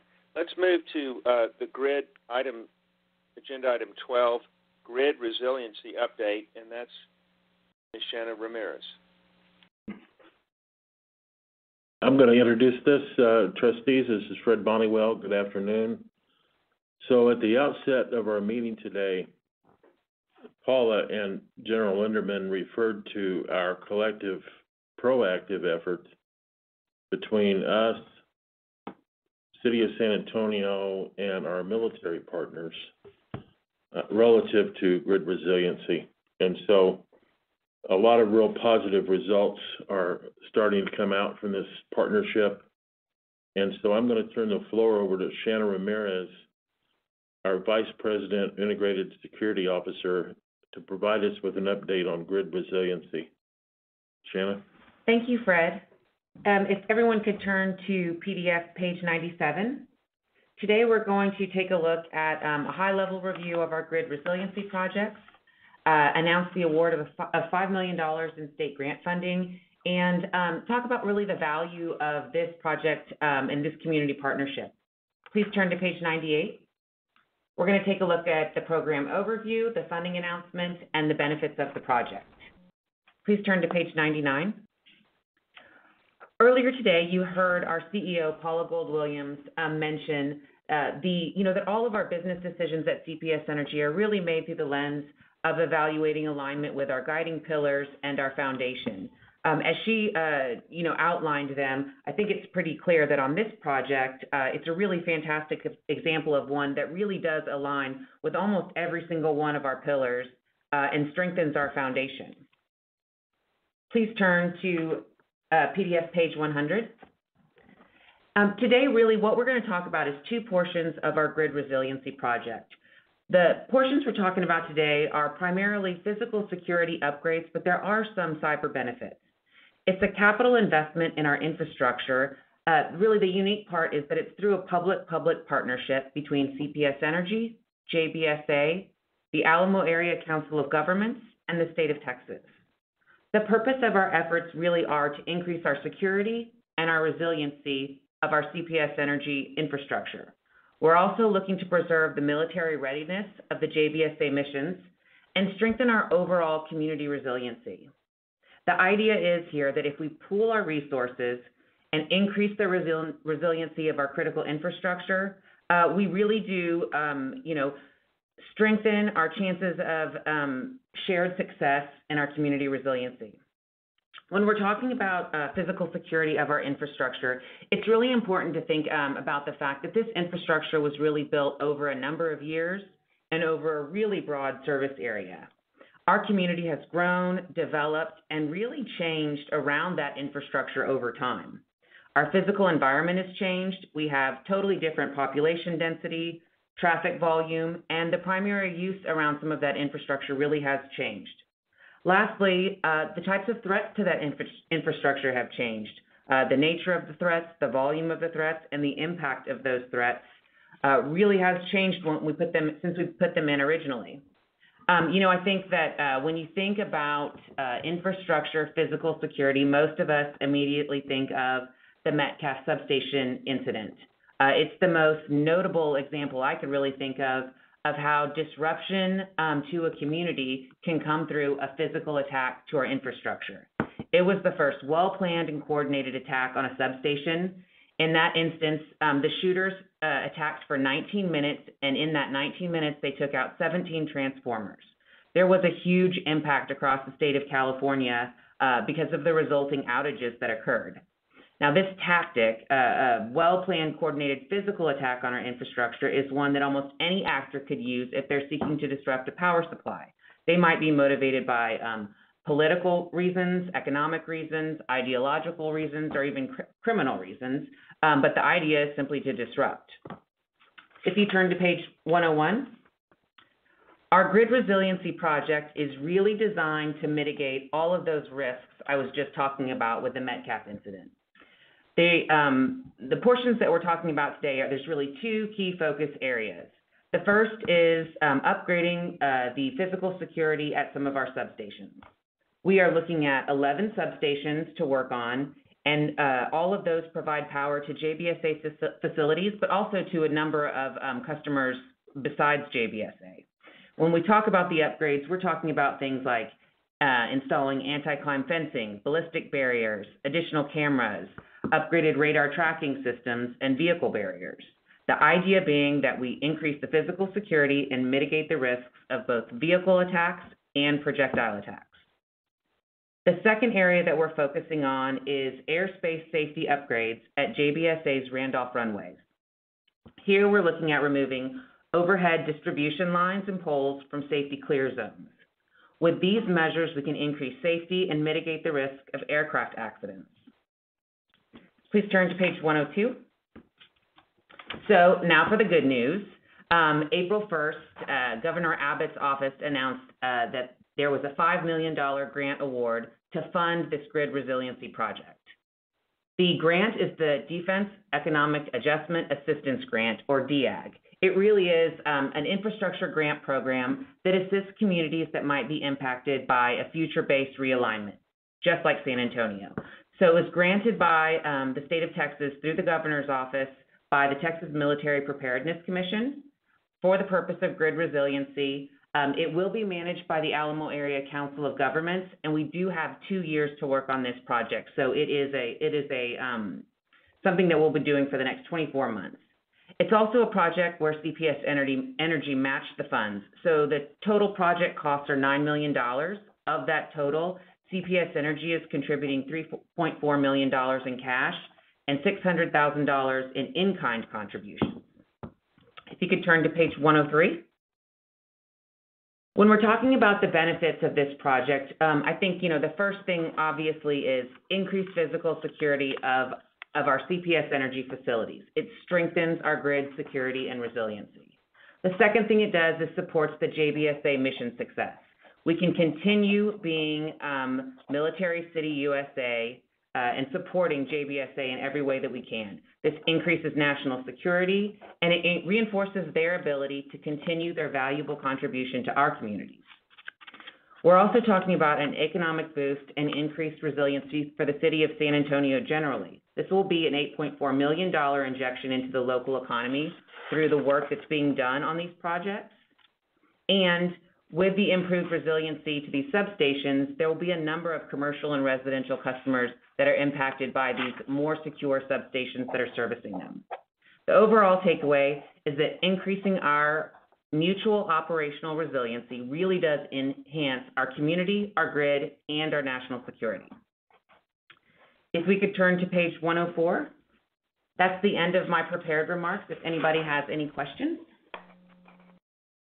Any questions or comments for Ms. Ramirez?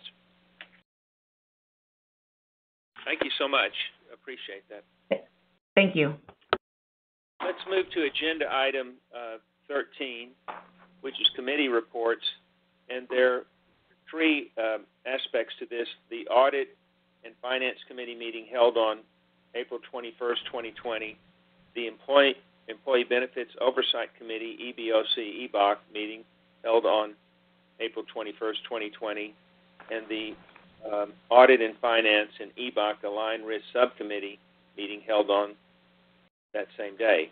These are all reports that would be made by the committee chair, Dr. Mackey, and as you know, as we've had this trying to streamline our meetings given the COVID-19 situation, we've decided to either allow a committee chair like Dr. Mackey to make a presentation, or he can, knowing that we have copies of the minutes of these meetings and that they've been posted online, he can also just ask that they be attached to the minutes in lieu of reading them aloud. So, Dr. Mackey, what's your choice on this? Well, Chair Steen, I think these reports were included in the packet that was posted for this meeting. Instead of reading the report out loud, in the interest of time, I would like for the reports to be attached to the minutes for this meeting. Okay, hearing no objection, that will be done. Thank you, Dr. Mackey. Now we'll convene to executive session. Ms. Shellman.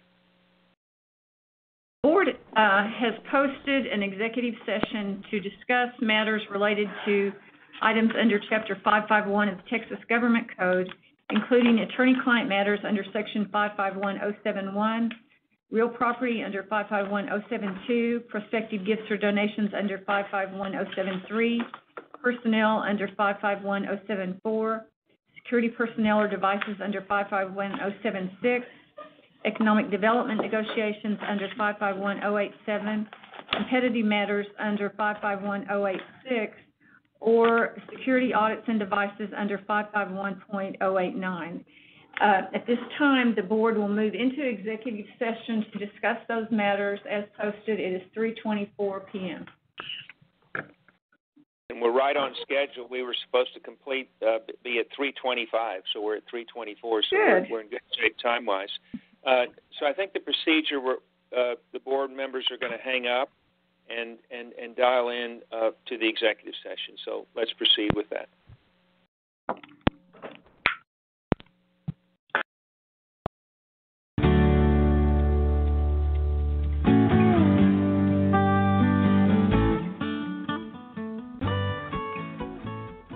You are connected to the CPS Energy Board of Trustees meeting. Please stand by.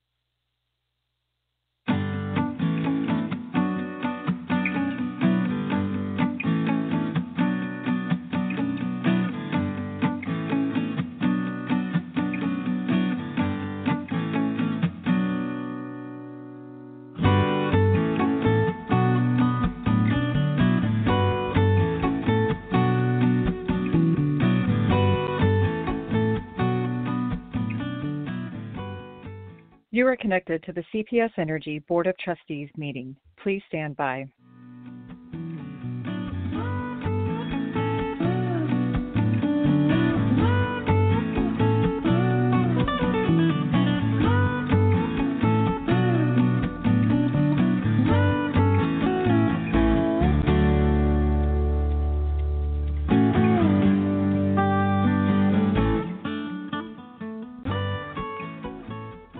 You are connected to the CPS Energy Board of Trustees meeting. Please stand by.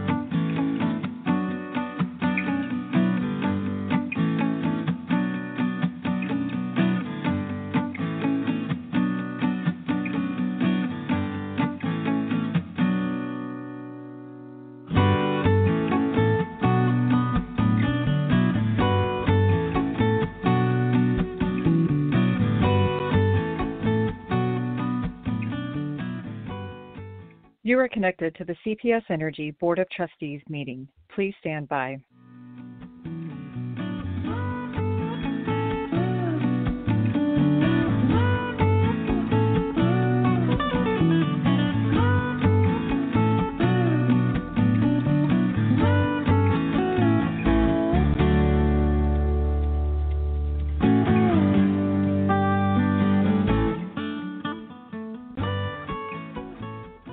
You are connected to the CPS Energy Board of Trustees meeting. Please stand by.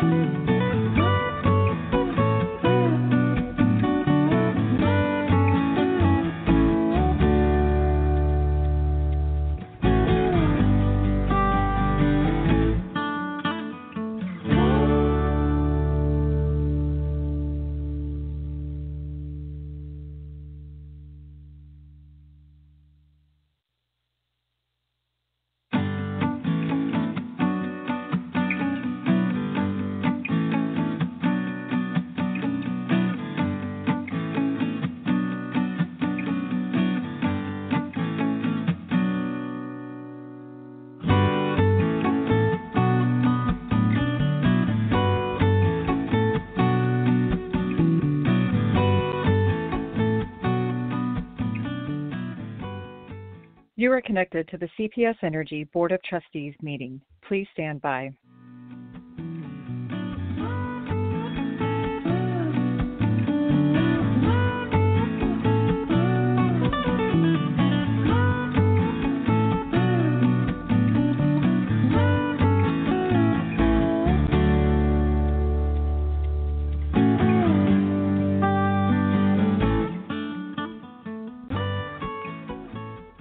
You are connected to the CPS Energy.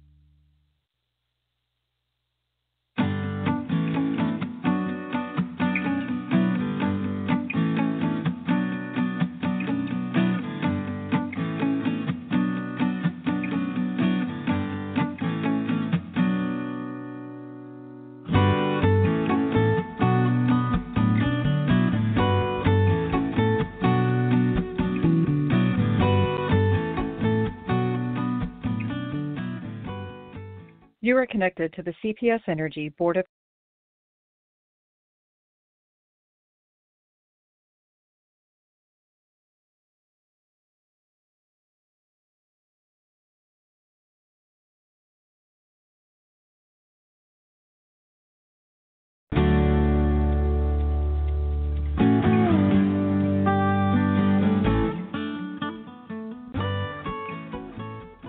You are connected to the CPS Energy Board of Please stand by. The CPS Energy Board of Trustees is in executive session. The open meeting will resume momentarily.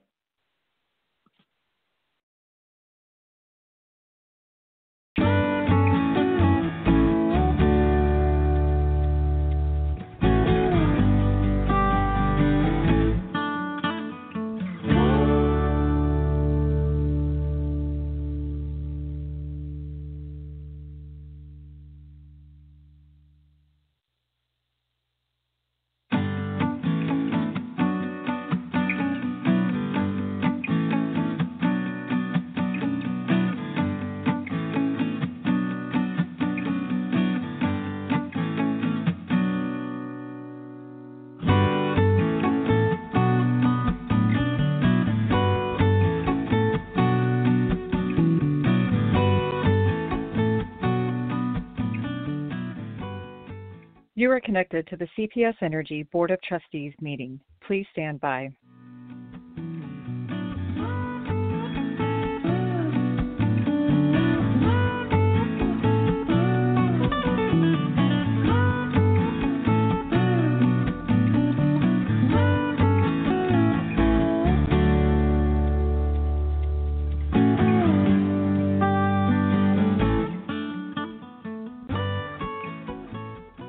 You are connected to the CPS Energy Board of Trustees meeting. Please stand by.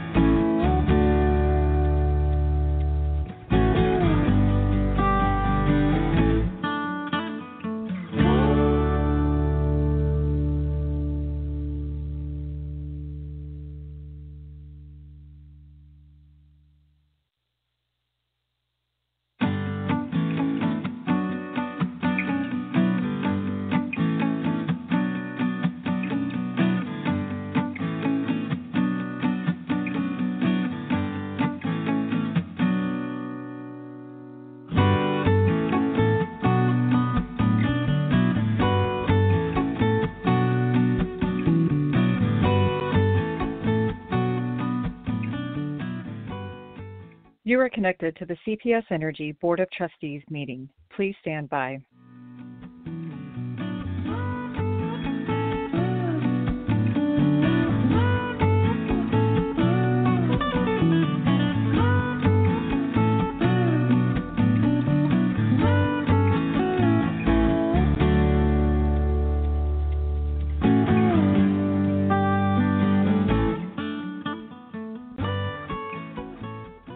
You are connected to the CPS Energy Board of Trustees meeting. Please stand by.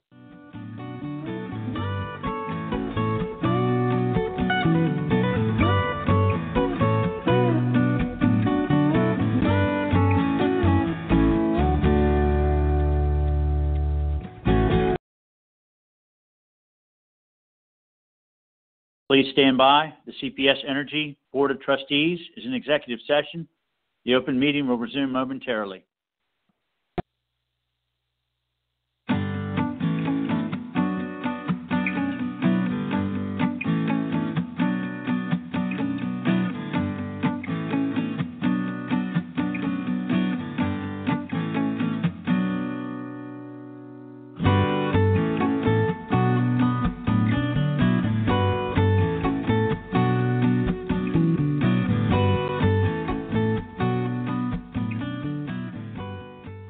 You are connected to the CPS Energy Board of Trustees meeting. Please stand by.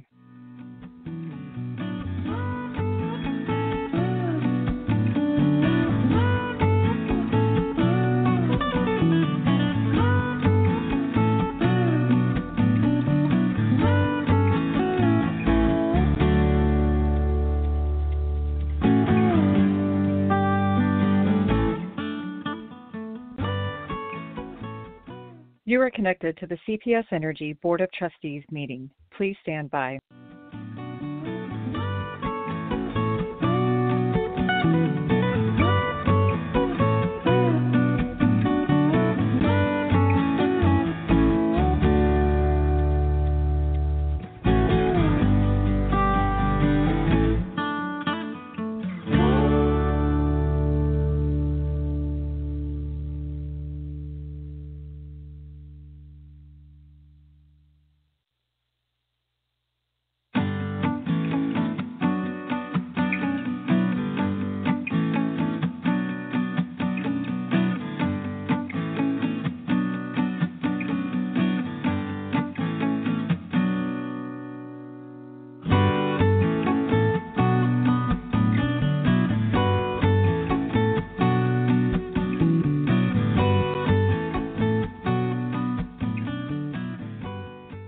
You are connected to the CPS Energy Board of Trustees meeting. Please stand by.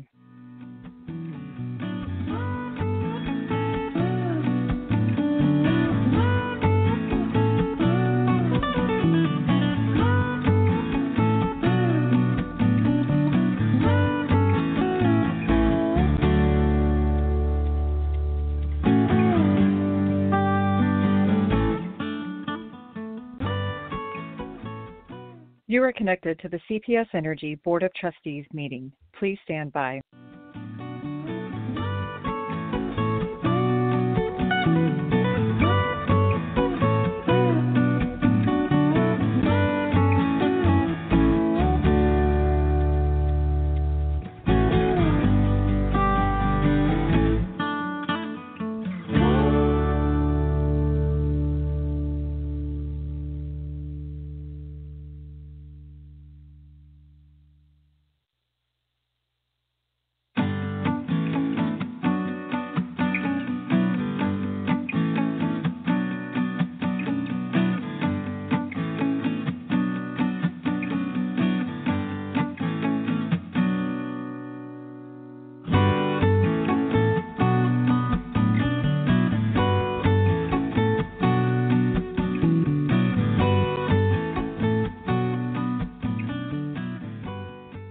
You are connected to the CPS Energy Board of Trustees meeting. Please stand by.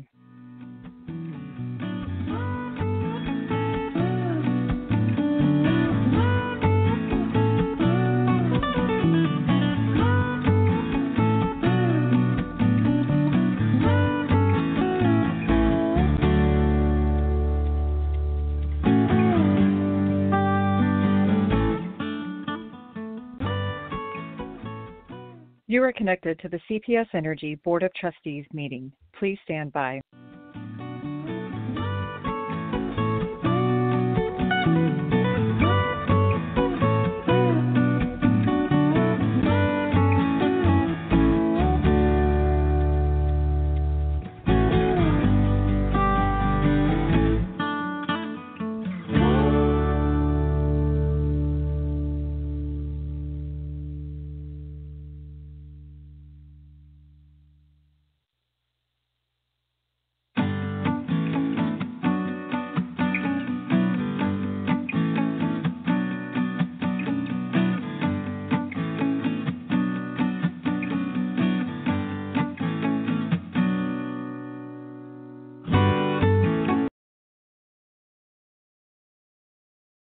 Please stand by. The CPS Energy Board of Trustees is in executive session.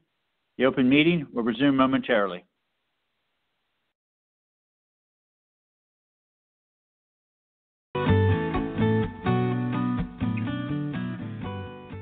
You are connected to the CPS Energy Board of Trustees meeting. Please stand by.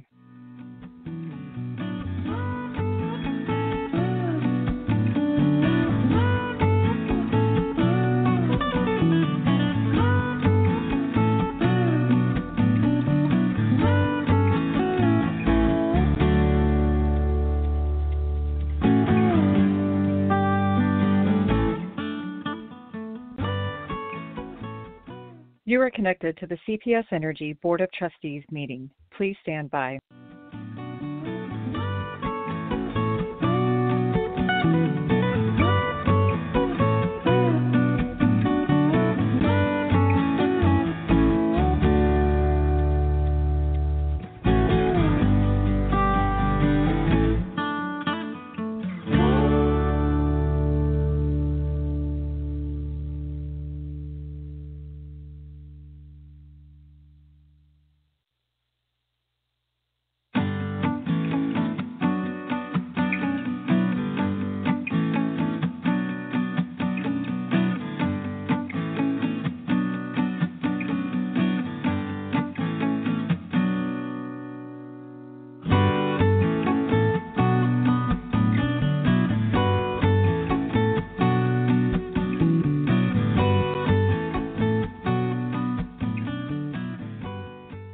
You are connected to the CPS Energy Board of Trustees meeting. Please stand by.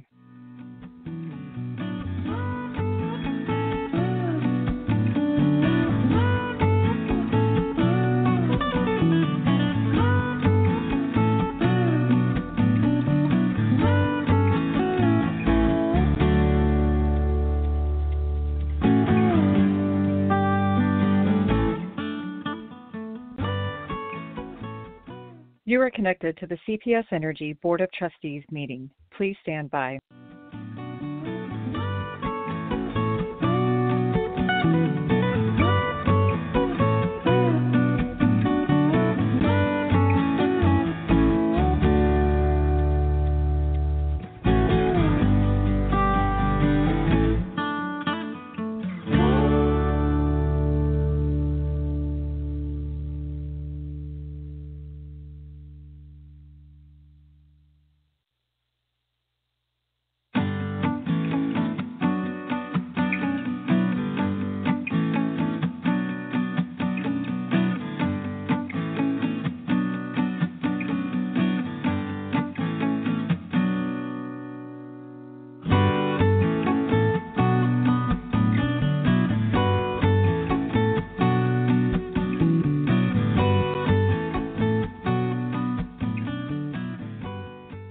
You are connected to the CPS Energy Board of Trustees meeting. Please stand by.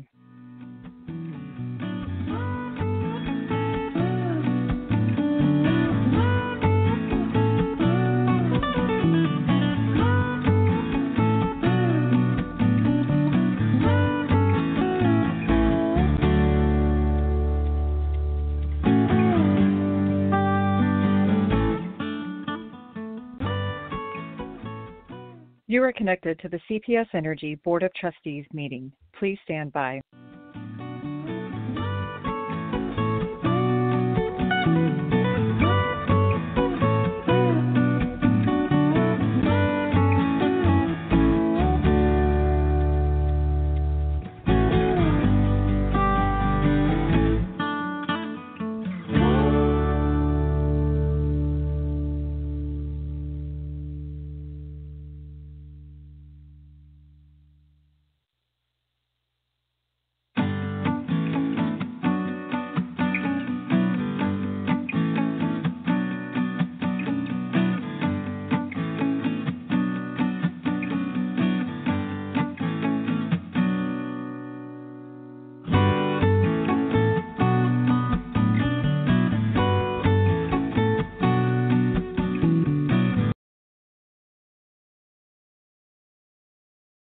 Please stand by. The CPS Energy Board of Trustees is in executive session. The open meeting will resume momentarily.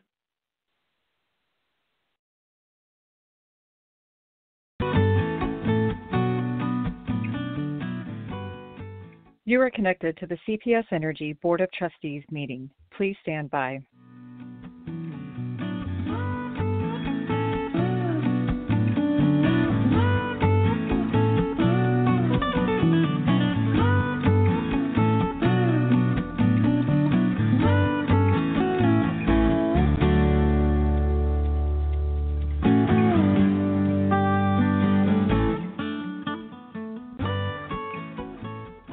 You are connected to the CPS Energy Board of Trustees meeting. Please stand by.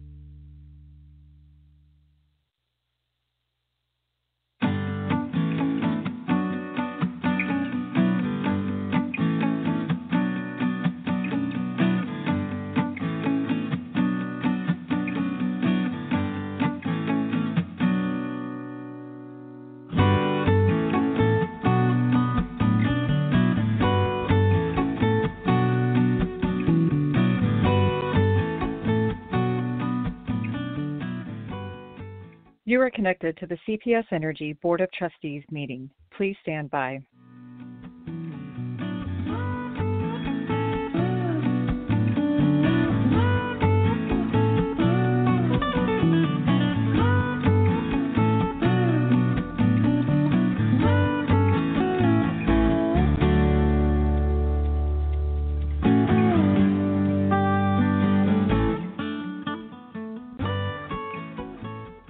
You are connected to the CPS Energy Board of Trustees meeting. Please stand by.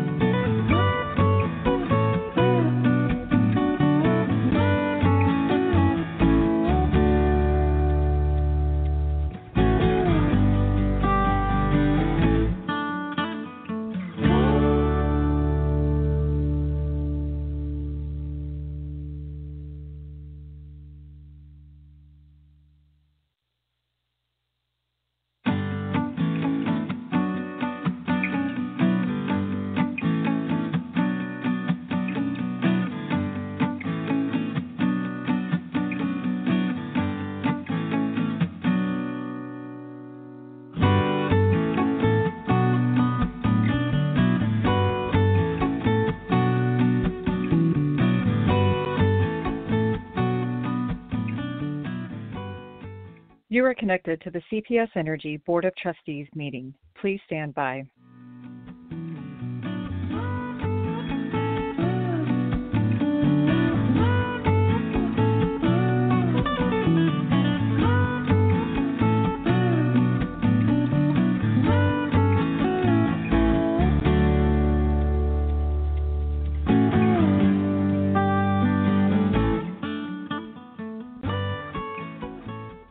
You are connected to the CPS Energy Board of Trustees meeting. Please stand by.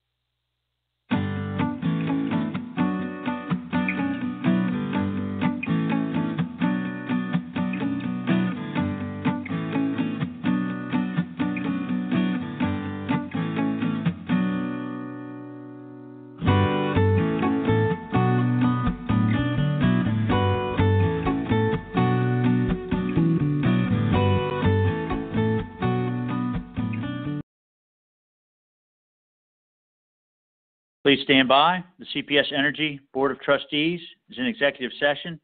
The open meeting will resume momentarily.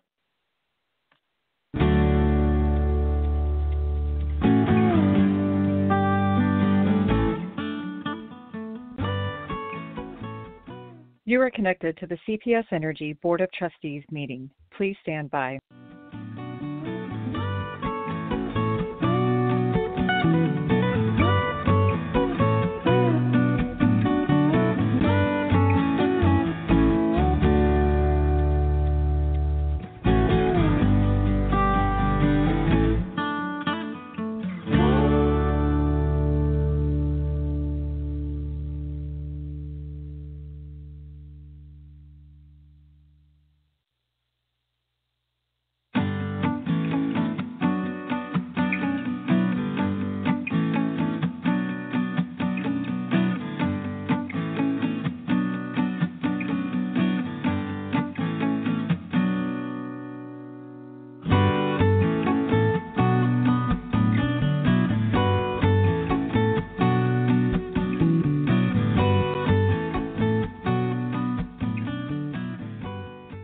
You are connected to the CPS Energy Board of Trustees meeting. Please stand by.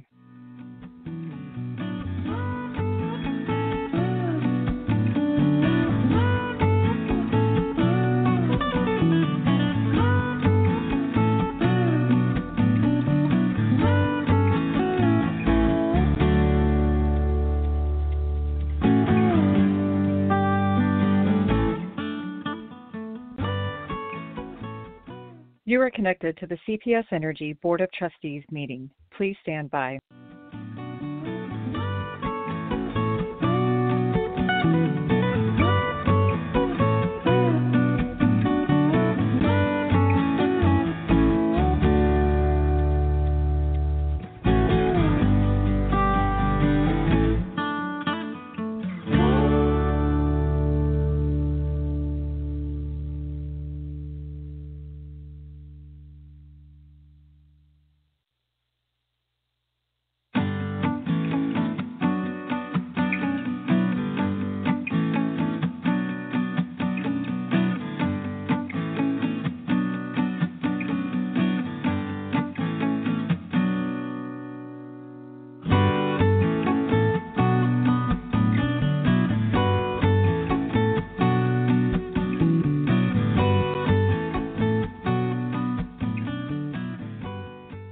You are connected to the CPS Energy Board of Trustees meeting. Please stand by.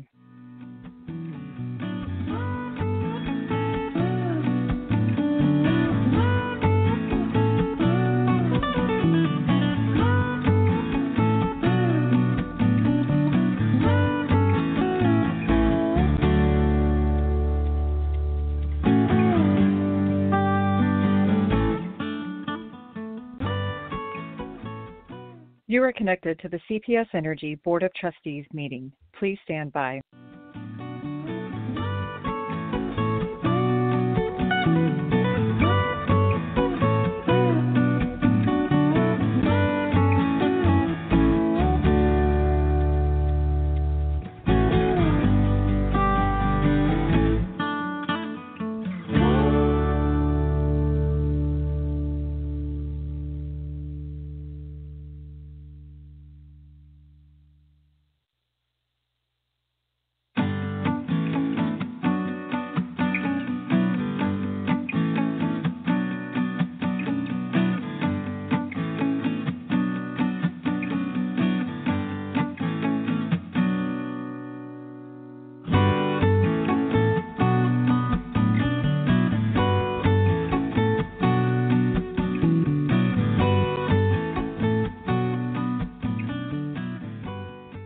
You are connected to the CPS Energy Board of Trustees meeting. Please stand by.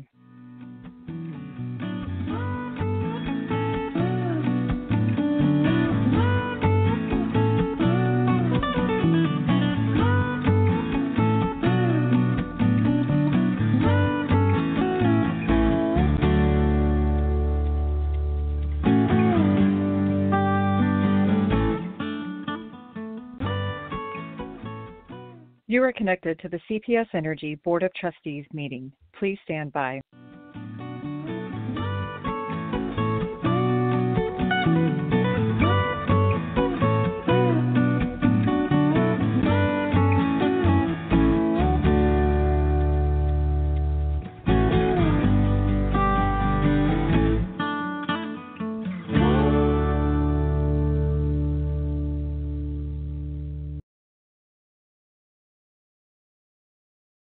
Please stand by. The CPS Energy Board of Trustees is in executive session. The open meeting will resume momentarily. Thank you.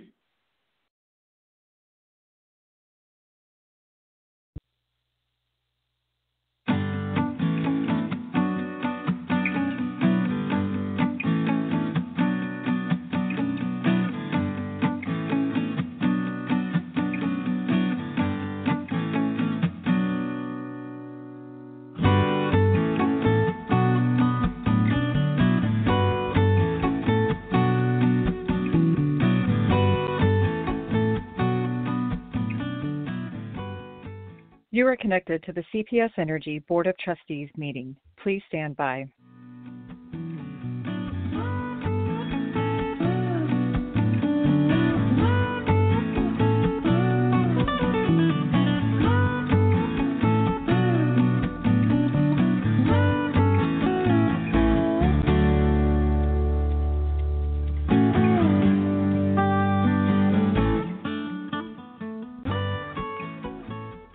You are connected to the CPS Energy Board of Trustees meeting. Please stand by.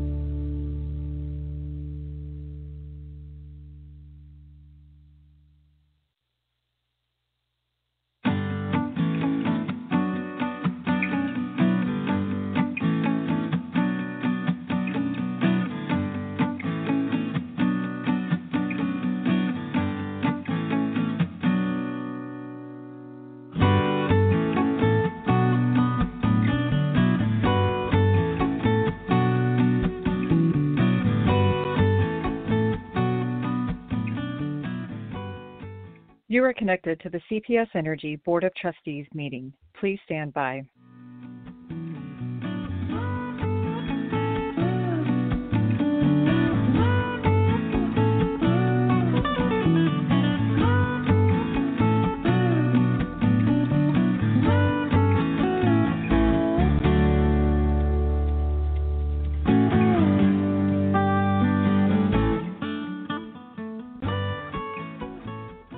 You are connected to the CPS Energy Board of Trustees meeting. Please stand by.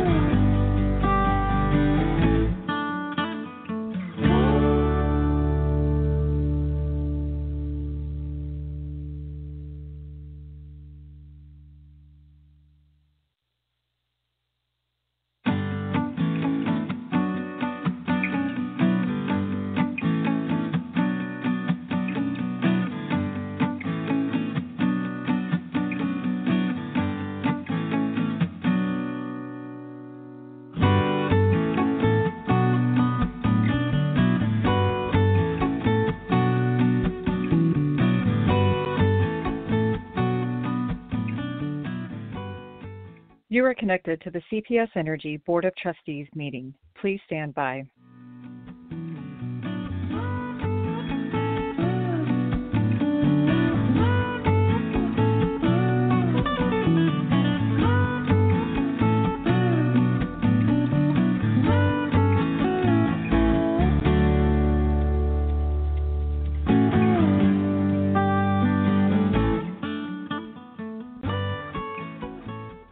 You are connected to the CPS Energy Board of Trustees meeting. Please stand by.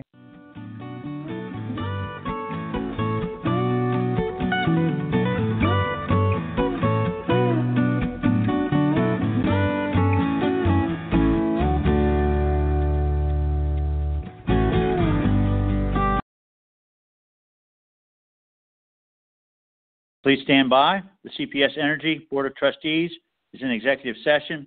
The open meeting will resume momentarily.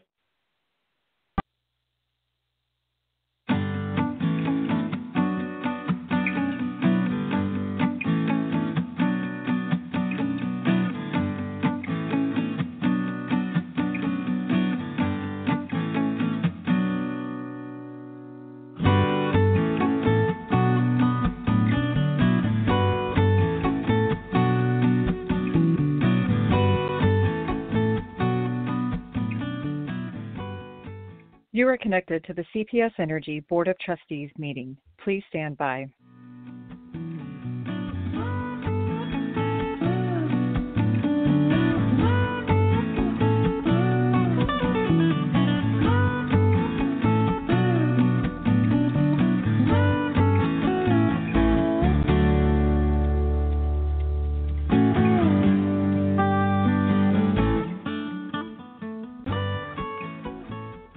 You are connected to the CPS Energy Board of Trustees meeting. Please stand by.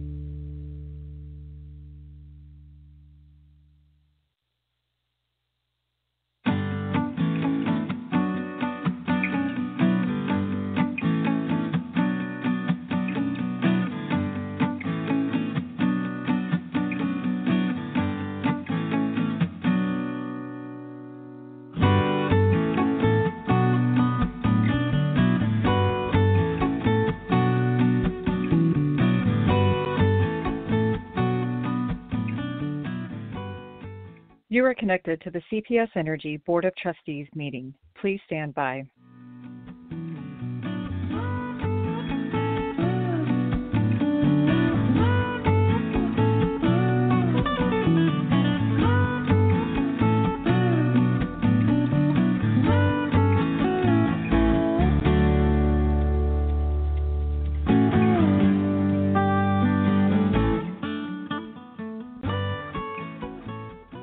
You are connected to the CPS Energy Board of Trustees meeting. Please stand by.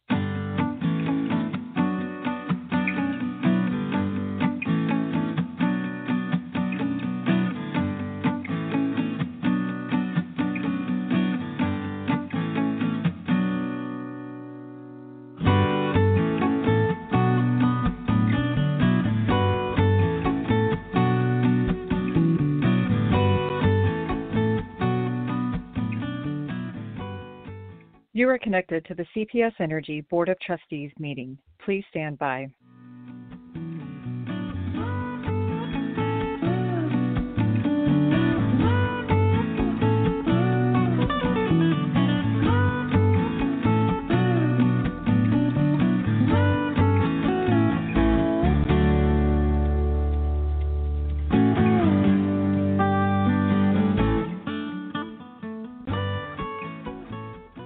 You are connected to the CPS Energy Board of Trustees meeting. Please stand by.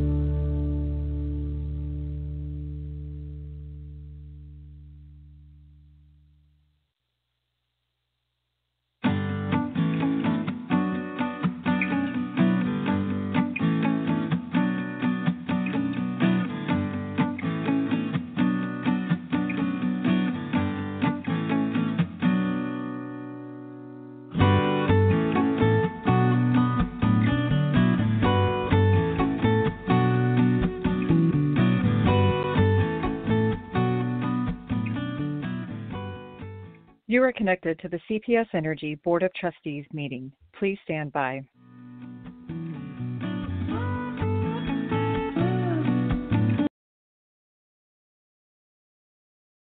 Please stand by. The CPS Energy Board of Trustees is in executive session. The open meeting will resume momentarily.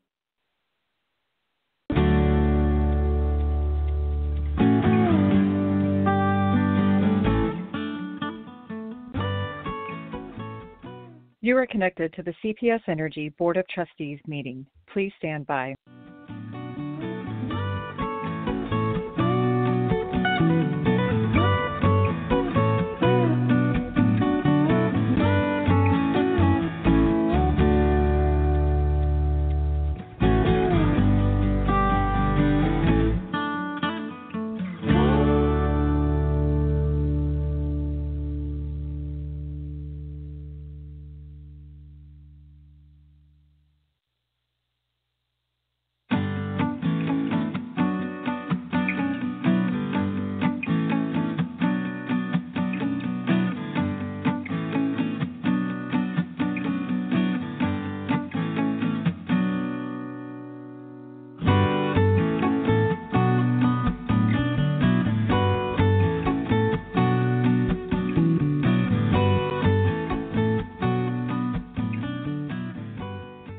You are connected to the CPS Energy Board of Trustees meeting. Please stand by.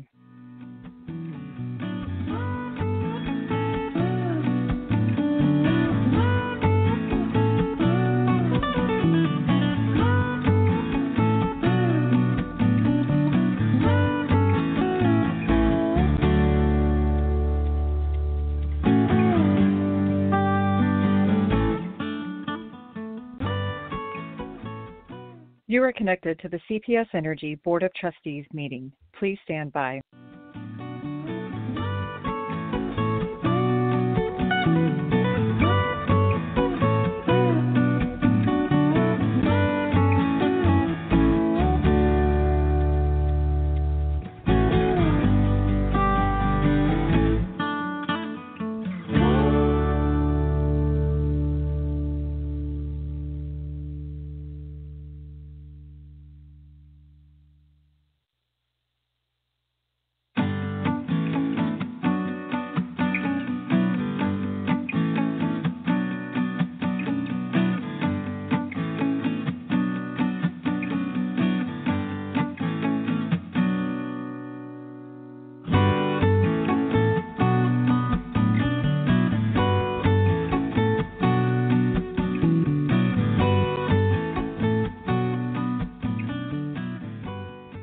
You are connected to the CPS Energy Board of Trustees meeting. Please stand by.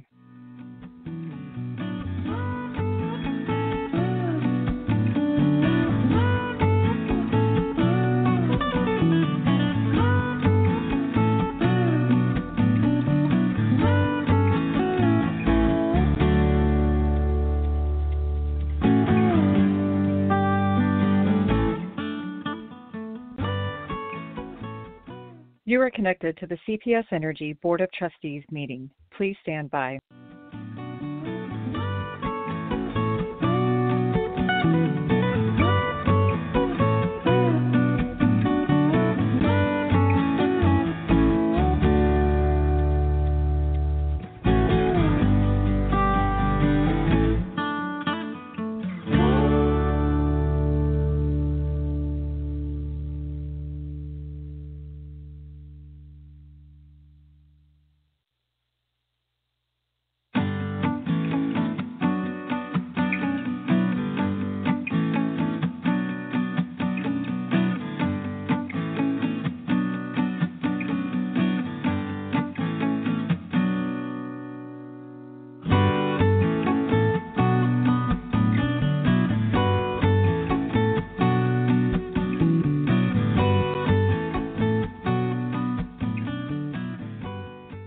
You are connected to the CPS Energy Board of Trustees meeting. Please stand by.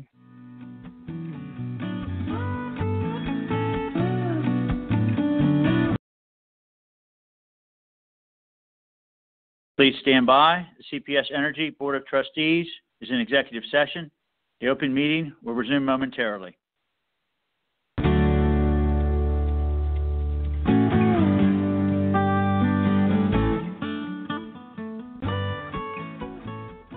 You are connected to the CPS Energy Board of Trustees meeting. Please stand by.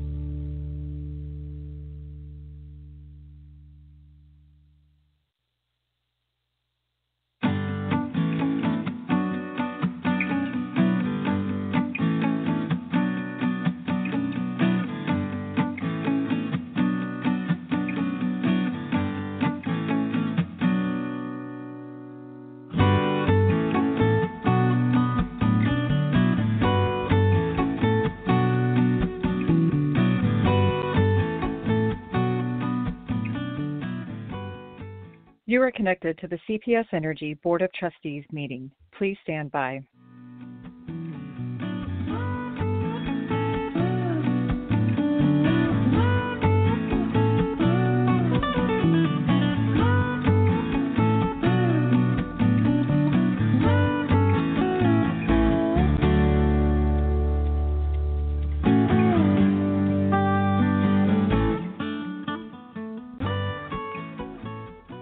You are connected to the CPS Energy Board of Trustees meeting. Please stand by.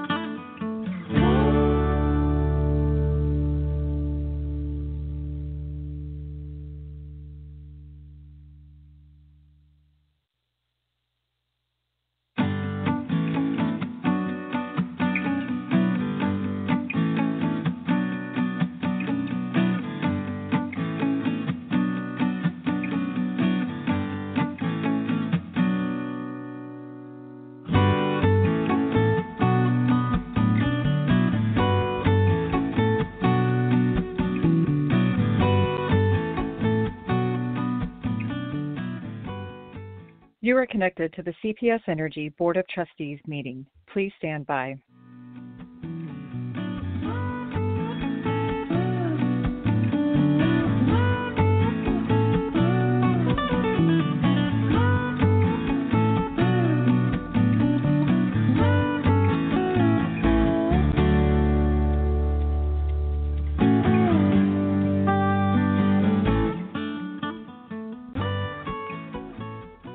You are connected to the CPS Energy Board of Trustees meeting. Please stand by.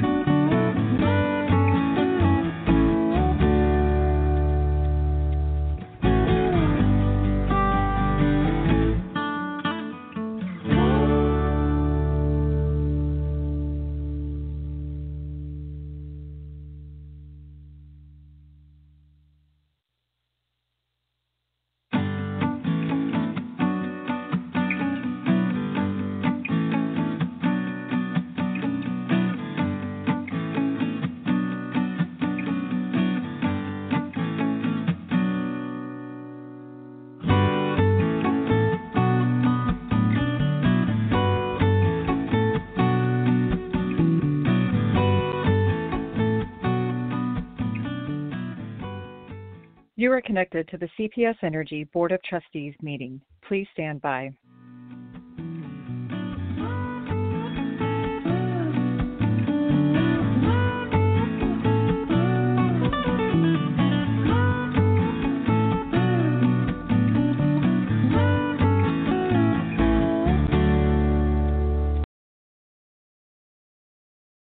Please stand by. The CPS Energy Board of Trustees is in executive session. The open meeting will resume momentarily. Thank you.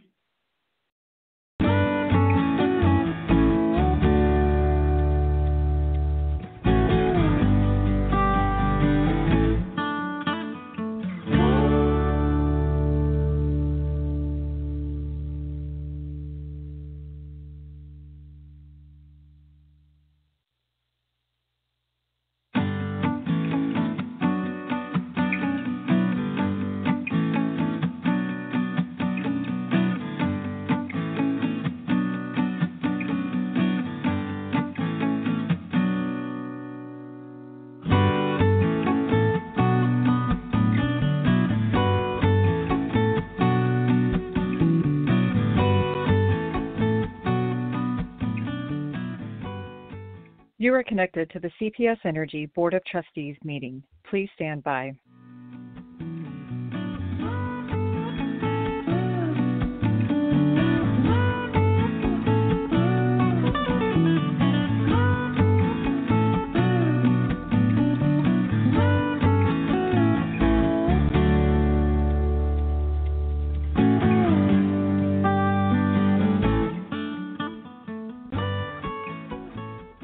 You are connected to the CPS Energy Board of Trustees meeting. Please stand by.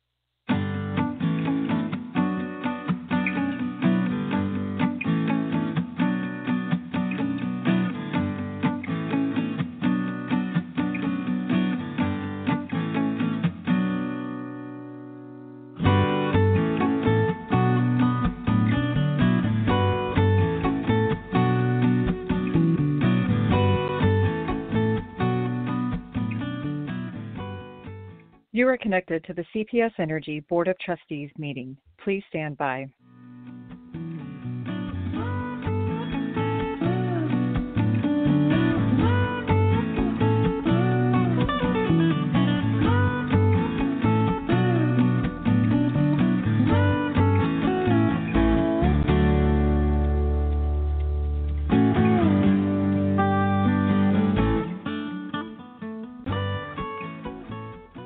You are connected to the CPS Energy Board of Trustees meeting. Please stand by.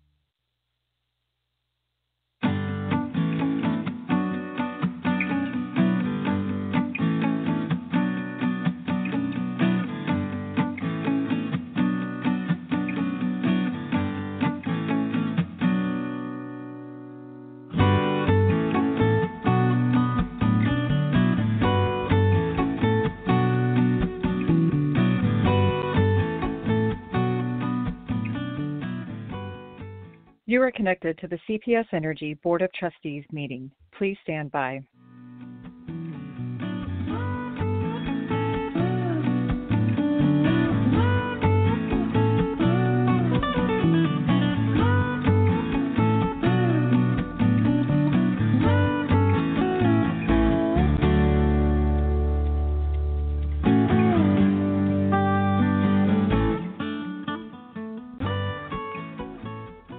You are connected to the CPS Energy Board of Trustees meeting. Please stand by.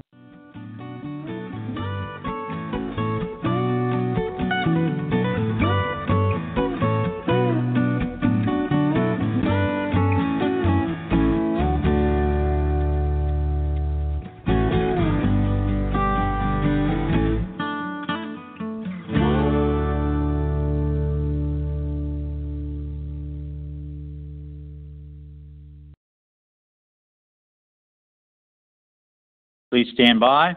The CPS Energy Board of Trustees is in executive session. The open meeting will resume momentarily.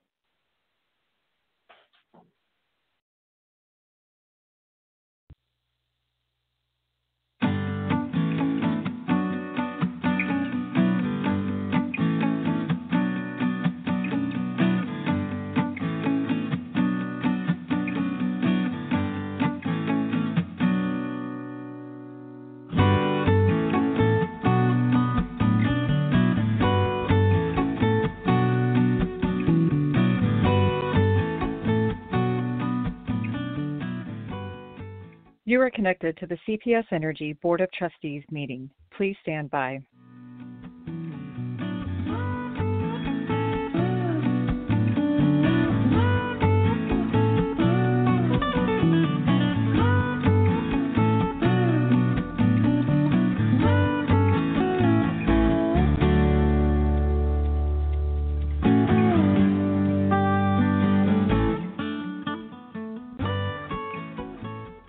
You are connected to the CPS Energy Board of Trustees meeting. Please stand by.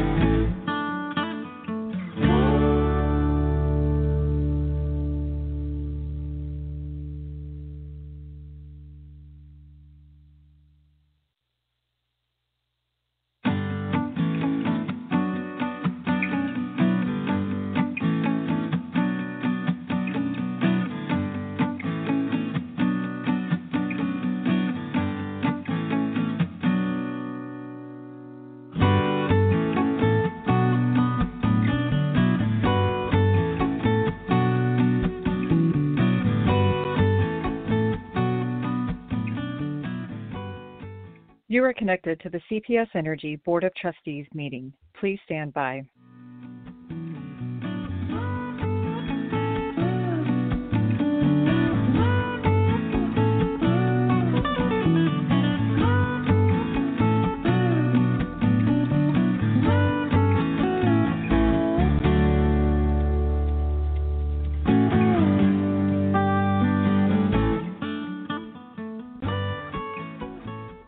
You are connected to the CPS Energy Board of Trustees meeting. Please stand by.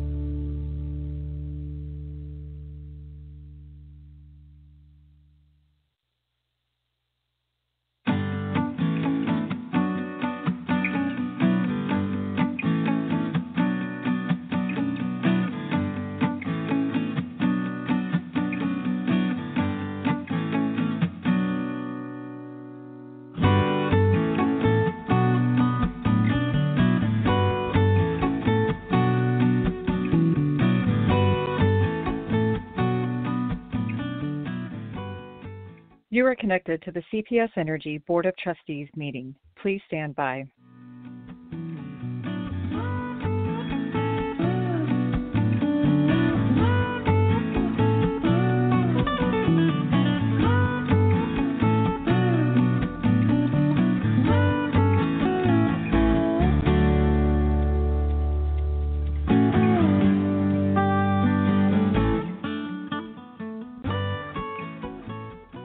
You are connected to the CPS Energy Board of Trustees meeting. Please stand by.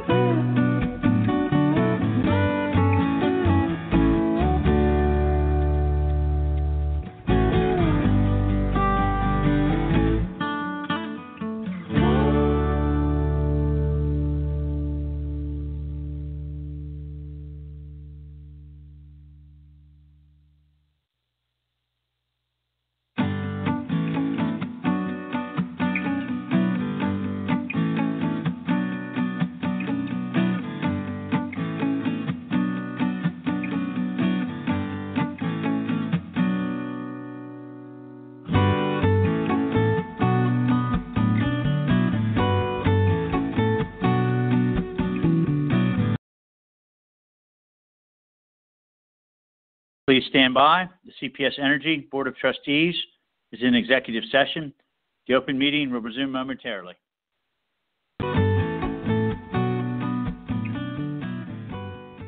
You are connected to the CPS Energy Board of Trustees meeting. Please stand by.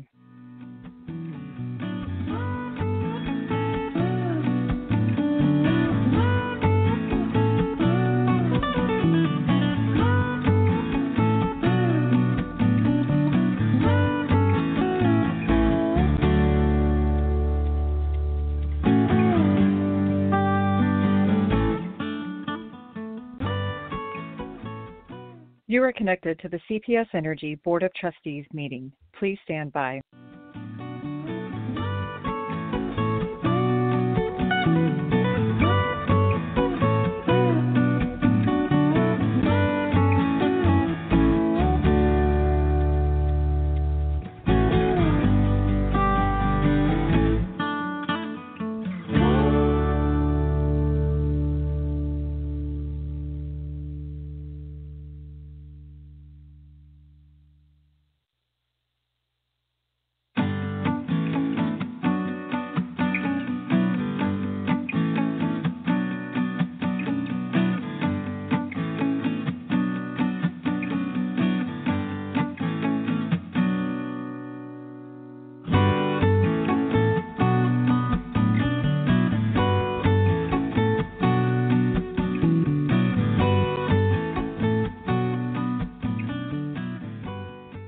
You are connected to the CPS Energy Board of Trustees meeting. Please stand by.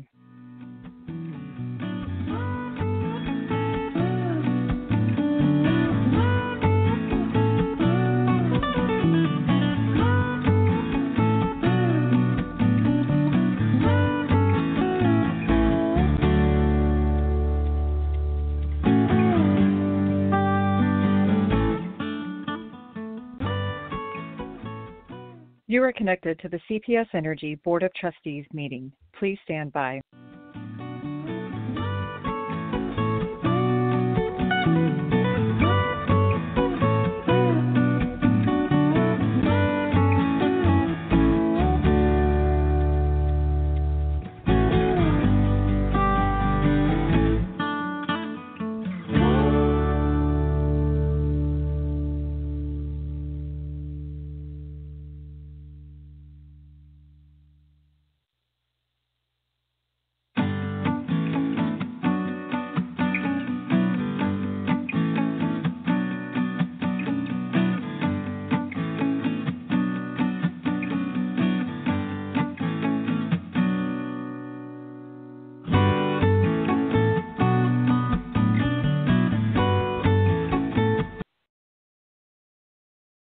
This is John Steen. We're coming back into open session, and I would like to call on our General Counsel, Carolyn Shellman, to bring us back. Let's first determine that we have a quorum. Let me take a roll call. Chair Steen? Here. Dr. Mackey? Here. Mr. Kelly? Here. Ms. Gonzalez? Here. And I believe Mayor Nuremberg is not back with us. Is that correct? That's correct. Okay. So we do have a quorum. Mr. Steen, it is now 4:28 p.m. The board has concluded its discussion in executive session where matters were discussed as posted. There were no other matters discussed, and there were no votes taken. So we are ready to resume the open session. Good. So the last item on the agenda, I'm kind of excited because I think we're going to make 4:30 here, but is item 15, adjournment, and I'm looking for a motion to adjourn. I'll move to adjourn. From Dr. Mackey. Is there a second? Second. Second. I think that Mr. Kelly was first. Yes, with he the was. second. So it's been moved and seconded. I'll just, I guess, should we call the roll on this or just do it by voice vote? I think you can do it by voice vote. All right. All in favor say aye. Aye. Aye. Any opposed? The meeting is adjourned. Thank you very much.